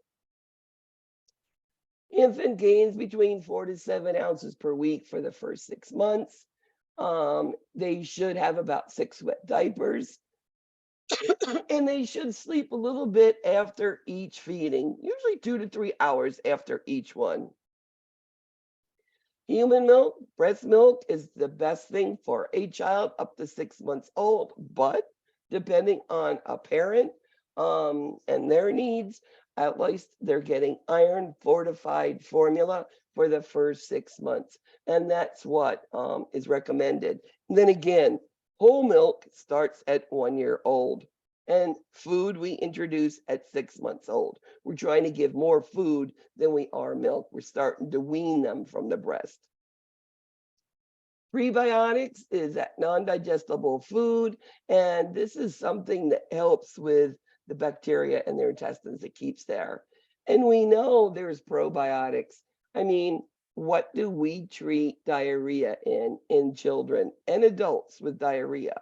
Well, we keep feeding them, but we're going to give them probiotics, lactobacillus, whatever you call it. Because what are we doing? We're giving those GI bacteria back, which will make the intestines healthy again. We feed them, we have them drink, and we feed them food. If you only give them drink, guess what? It's going to be liquid diarrhea. There's nothing there to make it solid. Safe bottle feeding. Make sure you always check expiration dates. Always mix sometimes those powders that you do it in the proper fashion that they tell you to do. Always use clean containers to store or to mix that formula. And we do not put bottles in microwaves. They used to take the bottles, put them in the microwaves, and what would happen is you'd put it in the child's mouth, it'd be too hot, and it would burn the mouth. That's what it used to be, I mean, years ago. So we don't. Put it in some hot water and let it warm up, right? I think that's the easiest. And again, if there's something left in that bottle, it should be thrown away because it can grow bacteria. It's sugar. Bacteria love sugar, and it will grow bacteria and it will lead to diarrhea. If a kid is sick, we're never going to put a new food or anything into the child because they're not going to respond well to it. Again, rice cereal is the first one. And you do not put the cereals in the bottle. They want that child to get the idea of the spoon in the mouth, okay? Now, the only time we put it in a bottle is this. If you have a child who's having a little bit of reflux, the physician might say, put 1 teaspoon of rice cereal in the bottle of 2 or 3 ounces, and they'll take it. It thickens the formula and will keep it down. Now, the rice cereal is not going to give nutritional benefit, but because now the milk stays down, you're getting the nutrition because it stays there, okay? They say to delay things that you know have allergic reactions, like orange juice, fish, nuts, strawberries, chocolate, and egg whites. They don't want you to introduce those till well after a year. I know eggs, they're having some controversy about it now, but we know that how many kids are allergic to nuts? My grandson is. Give him a candy and he'll say, does it have nuts? And he's been doing that since he's been 3 years old because he did. His face blew up and he went really respiratory distress. Thank God Nana is a pediatric nurse. We shoved a Benadryl in him and he was okay. And now he has an EpiPen. But be very careful. There are some highly allergic foods that be one of the last foods we try to introduce. You should be given the foods before you give milk because it makes the child hungry, wanting to eat it, okay? What we do is we give solid food, and then remember, they're not going to take as much milk because they've had solid food. Infants require 3 times more calories than adults. They need easy digestible food because we want that brain and those muscles to work. And then we know at 6 months we can put in foods. And again, as we're putting in foods, again, make sure that we have appropriate fat, cholesterol in there, because that's for the brain, for the central nervous system, the nerves, and the nerves spark the muscles, and then they move, and that's all their gross motor skills. Low-fat diet should never be given to any infant less than 2 years old because of that, because they're growing so well. As a nurse, you should encourage breastfeed, but if a parent can't breastfeed for whatever reason, don't make them feel less than. It is their choice, okay? Now, my daughter had a horrible time trying to breastfeed. The kid did not want her breast, but she tried and tried and tried, and she ended up pumping every single time. She would literally, I'd be talking to her on a phone, she'd be going to work in the car, and you could hear the breast pump going down the highway. She'd be pumping her milk if she had to do it then. She's a real estate agent, so it was between houses showing them, etc. So whatever works for that family, that mother, I mean, I would highly say you're doing a great job, okay? Again, don't overfeed them. Overfeeding, again, you're going to see that burping and spitting up and maybe diarrhea. You don't want it. When a kid starts to fall asleep, and you're stroking the little chin and that little, reflex, that the sucking reflex, well, if they're done, don't try to overfeed them. And don't try to think that you need to introduce solid foods earlier. Let them have that full benefit of mother's milk, because mom, as she's fighting these colds and viruses, she's giving those antibodies to her infant during that time, and it prevents them from getting sick. Ms. Bogart, Yes, what's the name of that word when like babies can't eat honey? They get some type of, botulism, what is it called? botulism, botulism. They can't have honey till they're 2 years old. And you Okay. know, many cultures, like Hispanic culture, I've heard it a lot. Now remember, I live in Miami. My children are half Cuban. Their father was Cuban. So I've been around the Hispanic, culture. They believe if a kid is constipation, they would give that little Cairo syrup or honey out of those jars. And you don't know if it was sterilized. You don't know how long it's been on the shelf. You don't know anything, and they could get botulism, and many children die from botulism. It is serious. Very good question. Thank you for that one. So how do you know when they're ready to wean? Well, these kids, they'll let you know. You're going to be introducing pieces of bananas and this and that. And when they start eating these foods, you know that they're more interested in that than they are interested in milk. And we know as the weaning goes on, it ends up that they maybe wean nurse first thing in the morning or last thing at night. Or during nap time, they just start to wean away from mommy. And a lot of times that really, for mommy, it's like, but they don't want a nurse anymore. But it's what happens. Babies grow up. So natural foods, remember, it's better everything, no sugars, no extra water, no extra salt. All of that is what they need. No drugs, hormones, anything. They don't need it. So natural food, organic food is the best. As I said, you give solid food before you give milk. And now the feeding again, 4 to 6 months.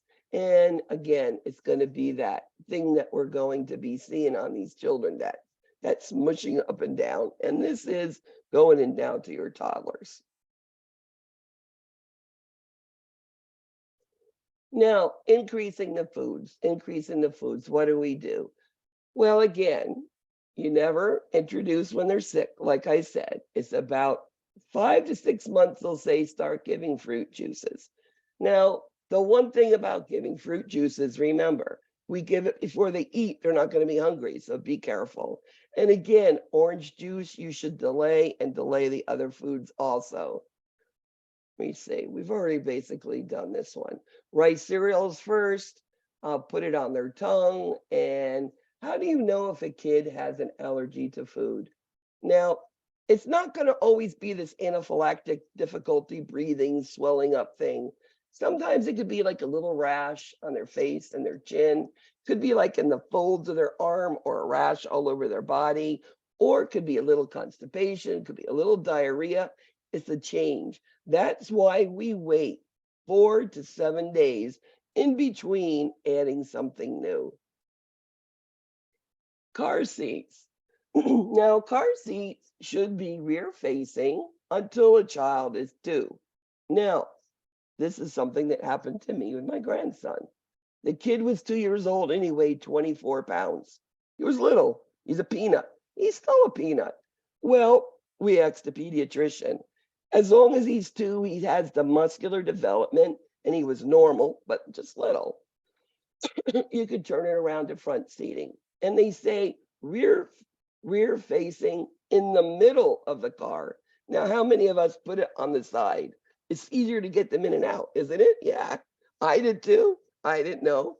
In the middle of the car, it's safer for the child. They're hit from the sides, they're in the middle, okay?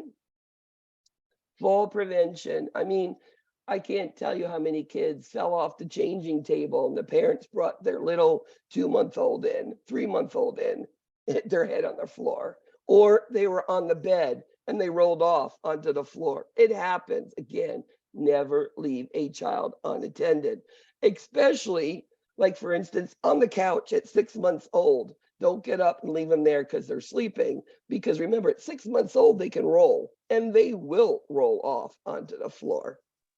So you said that it's the safety for the car seat is in the middle and not behind the passenger seat? I mean, not passenger, but On the driver's They're seat. saying rear facing in the middle is the safe In the place. That's the newest thing that's out right now. In the middle of a car, rear facing, yes. Okay. And actually, you can see it a lot easier in your rearview mirror. If you're driving, I put it down and I can see them. Okay. Always use the belts or whatever they're using. Of course, using gates for stairways and pools. I mean, pool safety should be maintained. You know, in my house, I have a pool. I taught my little Christian at, how old was he initially? He was 9 months old when I started. And by 2.5 years old, he was doing front flips into the pool. And still without swimmies.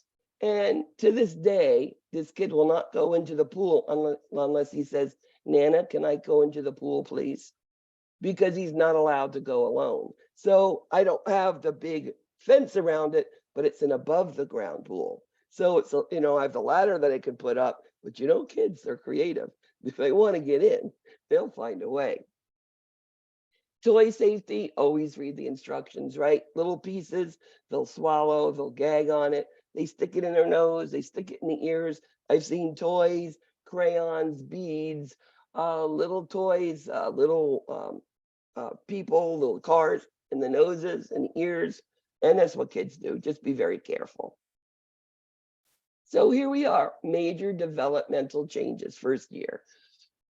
This is all the things. So a baby is born at 7 months old. By 6 months, the weight doubles. They'll be 14 pounds. By 1 year, the weight triples. So that this child will be 21 pounds. At birth, we know the infants' heads are big, bigger than the chest. It's just what they are. But by about a year, year and a half, you're going to see them about equal. And the chest may be a little bit bigger, okay? As I said, you're born with mommy's blood, mommy's immune system. But about 6 months old, remember, where's iron held? It's in the hemoglobin, right? Doesn't blood cells die after a while? So mommy's blood cells die. Babies don't make blood yet. So iron supplies go down. So low hemoglobin, low hematocrit. You might see a kid who's getting tired, weak, and pale. So we have to watch it closely. That kid might need iron with their vitamins, right? So very important to remember. Depth perception. At birth, they're born with 2 eyes and they both see separately. They don't, this eye sees here, this eye sees there. They don't use their finger and see there in one place. That doesn't happen till about 9 months old, and that's called binocularity, which means their eyes come together and they see as one. Now you have depth perception because you now go, oh, that's the point. It's not like one eye or the other eye. At 4 months old, they can voluntarily roll over, usually front to back, starting with. By 6 months, it should be both ways. By 1 year, they should make some independent steps, or at least standing up trying to do it. They should have more primitive reflex, not voluntary, which means they're going to have their own ways of, you know, startle reflex. Those things you're going to see. As I said, tooth, you start seeing them at 6 months old. And that's when they start chewing on everything, their fingers, their toys, everything. And you're probably going to see the bottom teeth coming in, right? And that's that. That was your infant. Now your toddler. Now, toddlers are ages 1 to 3. Now, toddlers, I call them the dive bomb kids. These kids are explorers. They're into everything. They're like a blender with the lid off and you turn it on, they're everywhere all at once. Toddlers are hard because they want to be all over the place, right? They're not dependent on you as much as they were when they were an infant. Again, they're still growing really, really quick. And now it's Erickson, autonomy versus shame and doubt. Autonomy is when you have to let them do certain things. The shame and doubt was when mommy and daddy said, no, be careful. You can't do this. No, be careful. No, let me do it for you. No, let them be autonomous. Autonomy is doing it by themselves. You need to let them try. But you've got to maintain safety in a certain way, okay? You're not going to let them do things that you know is going to hurt them. You need to, stop. And I always, even a 1-year-old, I'm explaining it to them because I'm telling you, 1-year-olds are pretty smart. They are going to be that no, no, no, mine, mine, mine. They don't like to share, do they? They're going to get a personality and they're going to have their temper tantrums. They're going to get on the floor. They're going to cry. They're going to kick. They're going to scream. This is what toddlers do. Now, the one thing about toddlers, which makes them happier, is routine, rituals, same thing, same time, every day. But why? Well, this kid knows what's coming next, doesn't he? He knows that if he was screaming and yelling and crying and whatever he's doing, that's not, it's because he doesn't know what's coming next. Now, he wakes up in the morning, you're going to give him something to eat, then maybe you go and you dress him for the day, and then you put him by his toys, he plays. Then he knows he's going to take a nap. He knows what's coming next. I think toddlers are the hardest kids to take on a vacation because you have them all over the place. They don't know what's coming next and you're messing up the routine and they get frustrated. And so do parents because the kid is frustrated. Now, by 2.5 years old, their birth weight quadruples. They're going to not grow as quickly, but they're going to do more like stair step. They grow and they stop, and then they get taller and they stop. It's more of a stair step growth thing that goes on. They're going to be muscular skeletal system. It's going to get stronger. The bones are going to get more stronger. And now we're starting to see a child that is by the age of 2.5 or 3, we're probably going to be able to potty train, bowel and bladder. Now, what's the easiest to train first? The bladder. It's not it. It's the bowels. They can control their bowels. That should be the first one. Respirations are slow in their bellies. They can hold their temperatures and they're going to start, their teeth are going to be completely in by about 2.5 years old. Their body has become more capable to defend itself. Their stomachs, they can have 3 meals a day with maybe some snacks. Whereas before they were eating, bottles, right? Every 3-4 hours. They still don't have complete control of themselves, but now their memory is starting to strengthen, as in object permanence. Object permanence. What is it?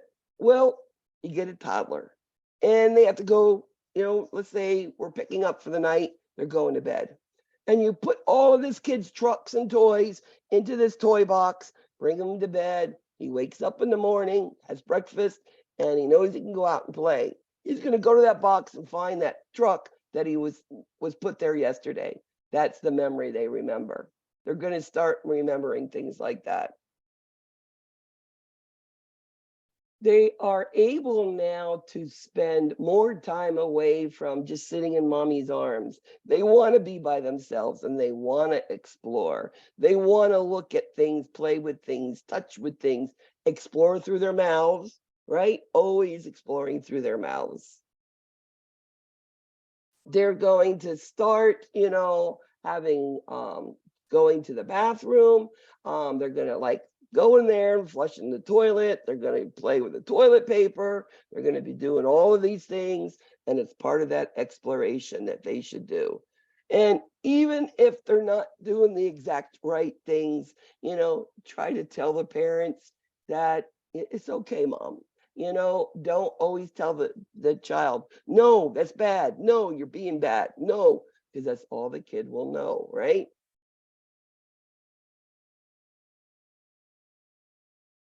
speech. You know, by 1 year old, they should be speaking like 2-word sentences. As they grow through this ages 1 to 3, they're going to be talking more and more and more. And you're not going to understand all the words, what they're trying to say. But, you know, if you work with them, you're going to be able to understand and try to help them with the words. They're understanding a lot more than they can speak, okay? So just because they don't know the words to say it or verbalize it, they understand. Now, autism. Now, we do not diagnose a child for autism till about 2 years old. As an infant, we don't try to do it, but we start seeing some clues. Somewhere about 12 months old, they're not going to be doing things that other children do, like that peekaboo, that bye-bye, maybe throw a kiss type thing. They're not speaking, not by 16 months. And by 24 months, maybe mama, but nothing else. So you're going to start seeing these developmental things that other children are doing that they're not doing. So the first thing to do before we label a child as autistic, we need to rule out any sort of things that it could be, like lead poisoning, hearing, neurological, musculoskeletal disease, metabolism, something. Is there other things that's causing autism, or is it true and real a child with autism? I mean, you will see children with autism that they don't speak, they play alone, they don't listen when their name is called. And these children do need, again, the earliest intervention we can give them, it will be the best for them. And they require a lot of intervention to get them up to a level where they can be a really good part of the family, because they do take work. I've worked with a lot of these autistic children when I was doing these, when I was doing clinicals for pediatrics. We worked at this prescribed pediatric extended care, and it was basically daycare for children with special needs. And they had quite a few autistic children. And one little boy that I'll never forget, he had Downs and was autistic. So he had a double whammy. What I just absolutely just blew my mind. This child would come in the morning, he would have his backpack, he would take it off, he'd put it in his cubby, and he would sit on the chair and wait for his vital signs to be done before he would go play. How many autistic children do that? The kid was 4 years old. And why did that happen? He was in this daycare from almost birth, and they had done speech and physical occupational therapy. So this kid was farther along than most children. So you can work with these children, and they can be quite amazing. So we're not really supposed to punish, but we can give timeouts. Timeouts is 1 minute per age. That's the number, 1 minute per age. If they're having a temper tantrum, do you know what we do? Walk away, as long as they're not in any place that will hurt themselves. If you're not paying attention to it, they stop, because nobody's listening to me. So why should I continue, right? So always let the kid know what's going on and try to teach them versus punishing them.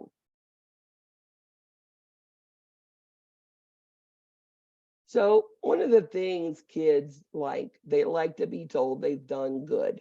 They always like mom and dad to approve of them. And we know that physical is not going to do anything. Hitting the kid is not going to help the kid. So again, just putting them on timeout, letting them know why they're there, when is the minute's going to start, or the 2 minutes, and what they did wrong.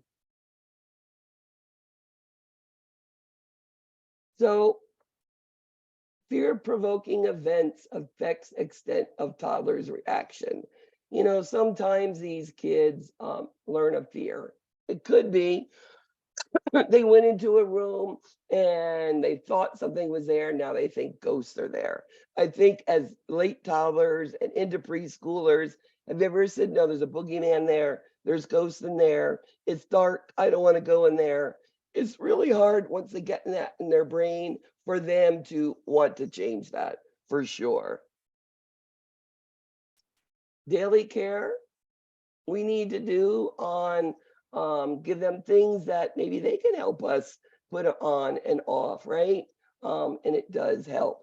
Again, whenever you're working with a child, get on their level. Don't be over towering, get lower, especially us as nurses. You're not going to seem as threatening. And again, get them, you on the level of their developmental level, like speak to them on their level and do things on their level. Again, of course, some sunscreen, absolutely. Their shoes should be a little bit longer and wider so that you're not crunching their feet, and you should be checking them regularly. Also, if you put them in shoes that are getting too tight, you're going to see them. It does affect their posture quite a bit. So potty training, right? We want them to get potty trained. And we know that it starts with bowel training and then it gets to their urine to be trained. We know it starts somewhere about 1.5 to 2 years old. And as you can see, bowel training should be attempted first. They say you can start bladder training if a toddler stays dry for about 2 hours. If they're dry for 2 hours, then we know that we can start potty training them, okay? And give them a word for what it is. Now, you know, there's a penis and there's a vagina. I mean, there's all different names that we call those things. They're actually recommending you to use proper words. I mean, my grandson knows penis and vagina. I've always said it that way. And are you gonna go pee? Are you gonna go poop? Those have been the things that we said. But as long as everybody is using the same thing, they don't get confused. They need 100 calories a day, and they need about 24 ounces of milk a day. And again, that 1 tablespoon of solid food per year of age. Again, cut their food into small little pieces so that they don't choke on it, like hot dogs, small, irregular, tiny pieces. And they love to have little finger foods, as long as they're mushy, right? Remember how many teeth they have in there. Some kids don't like mushy foods. Some kids don't like hard foods. Work with them in order to get what they need. And as I said earlier, toddlers go into like this anorexia. They do. It's called a physiologic anorexia. They eat like this much, hardly anything. It's just part of what they do. And as long as they're gaining weight, we're doing good. In daycare, they're going to have their, you know, wherever you can put them in daycare if you need to, as long as whatever needs you have for the child that they can meet. It could be that they could have their special blanket with them or their special toy or pacifier, whatever. Also, cultures, you know, if you're on a special diet, if they're going to offer you those things to those children, those are really important. And making sure, are they state approved? Do you have proper people in there watching your children? Now, toddlers, we know they really have a shorter attention span. Now, the one thing with toddlers and play, they like parallel play, which means there's 2 kids with their own set of toys sitting next to each other. That's parallel play. They're not sharing toys. They're just sitting next to each other. That is toddlers. And remember, these kids do everything. They will jump off things, climb on things, do things, turn your back for a second. So make sure they've got proper supervision. Again, just like my kids, you know, we didn't want the grandson to go to daycare, but finally we needed to let him go. And he really did well. And he was smart. You know, we had done a lot of things my husband did here with him. But finally he had to go be around other kids before he went to preschool. So it's hard. And if you're a nurse who's working in a daycare, which you could be, just know that that parent, say, hey, you did a good job, and tell them, this is what your kid did today. I'm so proud of him or her. It makes a difference. It really, really does. Remember that best prevention is that age appropriate toys, things, and risk, and we know what's going to go on with them, and again, let children to try to do things, but again, not letting them get into danger. And know that toddlers, they're up, about, and they're everywhere. It's all about injury prevention. Because most injuries are unintentional injuries. It's not like we did something to the kid. It's just things that just happen because of their curiosity. Again, they can sit in the front facing at 2 years old. They say when they go to sleep, non-flammable sleepwear. Be careful, injury, safety. Kids love to get into their medicines, especially vitamins, right? They love them. Flintstone vitamins, they taste good. They're going to eat the whole bottle. Make sure you put them where they can't get to them. I mean, vitamins are okay. It's not going to hurt them. But what if it's a bottle of Tylenol? That will affect your liver, right? You got to be really careful. Be careful with your hot water. You can turn it down so it's not so hot. So if a kid has the water on, brushing his teeth, washing his face, whatever, that they're not going to burn themselves. Make sure that they have smoke and carbon monoxide detectors in the house to prevent things, and making sure that those cribs that they can't get through, they can hang their heads on, because it has happened. And of course, car seats. Buying the proper toys and letting them play. And playing with them can also help, because playing with toys helps them understand what's around them. It helps them play with other children, and it helps them explore their world. So children that are toddlers are all about me, mine, egocentric, all about me, okay? Again, it's parallel play, where they play two separate, toys, but next to each other. And then, of course, protect your child, sunburn, mosquitoes, anything that you see it. And of course, childproof in the home, making sure they can't get into things. And that was your whole lecture for today. A lot of stuff, a lot of things there. Well, we got 5 minutes. Do you want to do the 10-question Kahoots quick? There's a lot of good questions.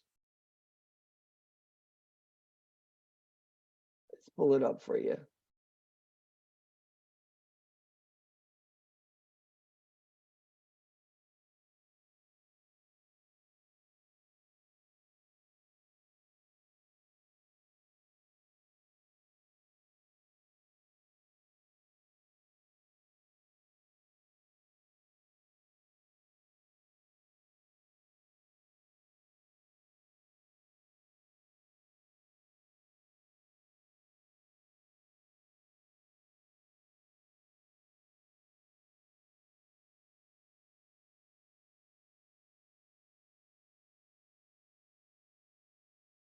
Okay, what you do is go to your phones and go to Kahoot.it.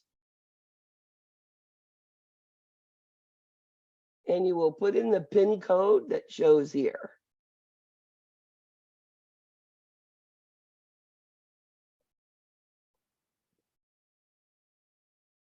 And the PIN code is 9791963.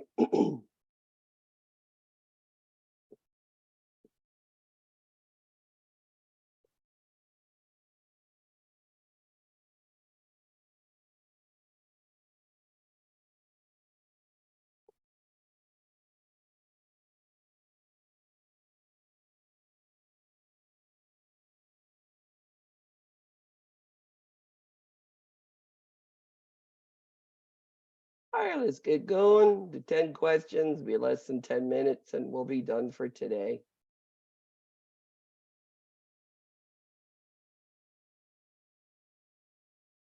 The nurse explains that permanent teeth begin erupting at what age? Remember I told you your baby teeth start coming out about 6 months old. When do we start? All I want for Christmas is my 2 front teeth, right? That's your permanent teeth. And this is a little bit ahead of ourselves. This is actually your school age, and this is a 6-year-old child. Very good. Mine's isn't doing anything. What does self-feeding help to develop in the toddler? You have to push the thing on your phone, not on your computer. So you have to go to Kahoot.it and pull it up there, and then you push the color on your phone. I got kicked out, but I'll just watch as It's y'all play. okay. Not a problem. Not a problem. So a kid who feeds himself, they're being independent. And remember, toddlers, me, mine. They want to be independent. So they're happy when they feed themselves. Why is a 4-year-old child likely to obey rules? Remember Kohlberg, I talked about good and bad and consequences for each. Preschoolers really understand this. The last one.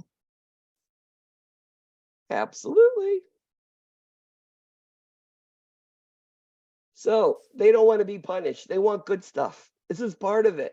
They also understand there's good and there's bad. And they sort of now start to figure out, do I want to do bad or good? But they don't know it completely yet. But they don't want to go on timeout. They don't want to say, go to your room. What is the earliest age at which an infant is able to sit steadily alone? It's one of the developmental levels on gross motor development. Again, you lift your head, you're turned front to back to front, you crawl, and then you get up on your feet and you creep, and then you walk. It's about 8 months old. An infant should be able to sit alone, no support. So if it's 10 months old and they're not doing it, they're in delay. That needs to be reported to the physician, and they need some early intervention. What is an abnormal finding in the evaluation of a 6-month-old?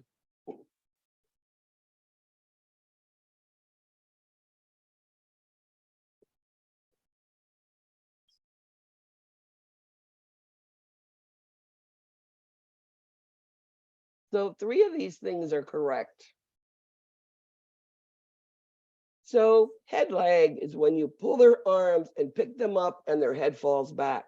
They should have good head control by 2 months old. So at 6 months, if they're not, there's a problem.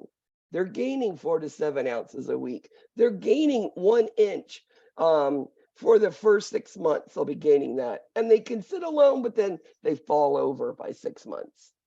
8 months alone unsupported.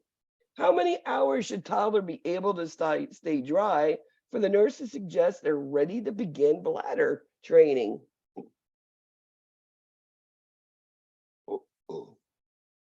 And remember, bowel training comes before bladder training. And then once they're able to sit there for 2 hours and be dry, that's when we start the bladder training. How many minutes should a 5-year-old be in timeout?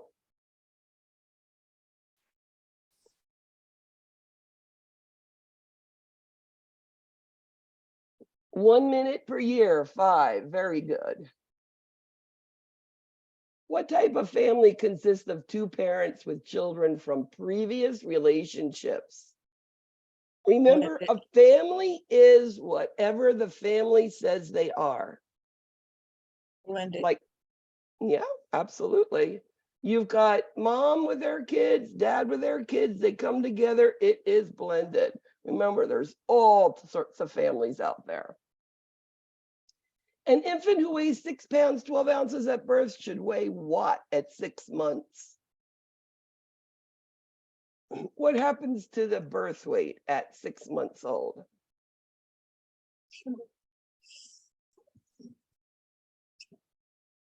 And then what happens at 1 year old?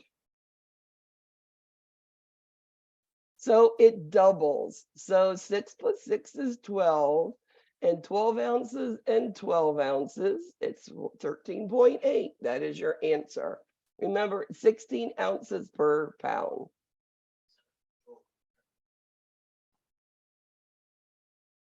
What is an example of proximal distal development? Remember I told you there's cephalocaudal and then there's proximal distal. What does that mean?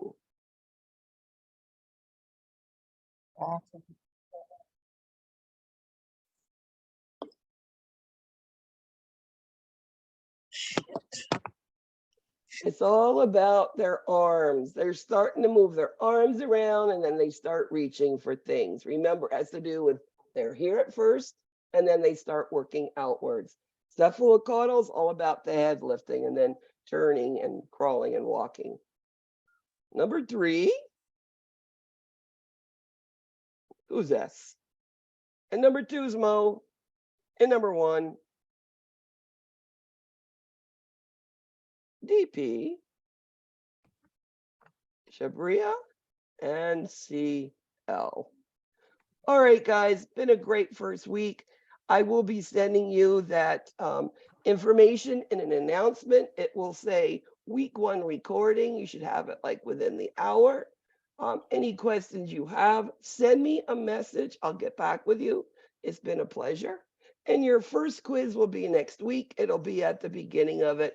And it's on this week's information. It's been a pleasure meeting you. Is that Have a- chapter 15 for the quiz? Excuse me? Is it chapter 15 What about chapter 15? for the quiz? Chapter 15, 16, 17. The live attestation. You don't sign those anymore.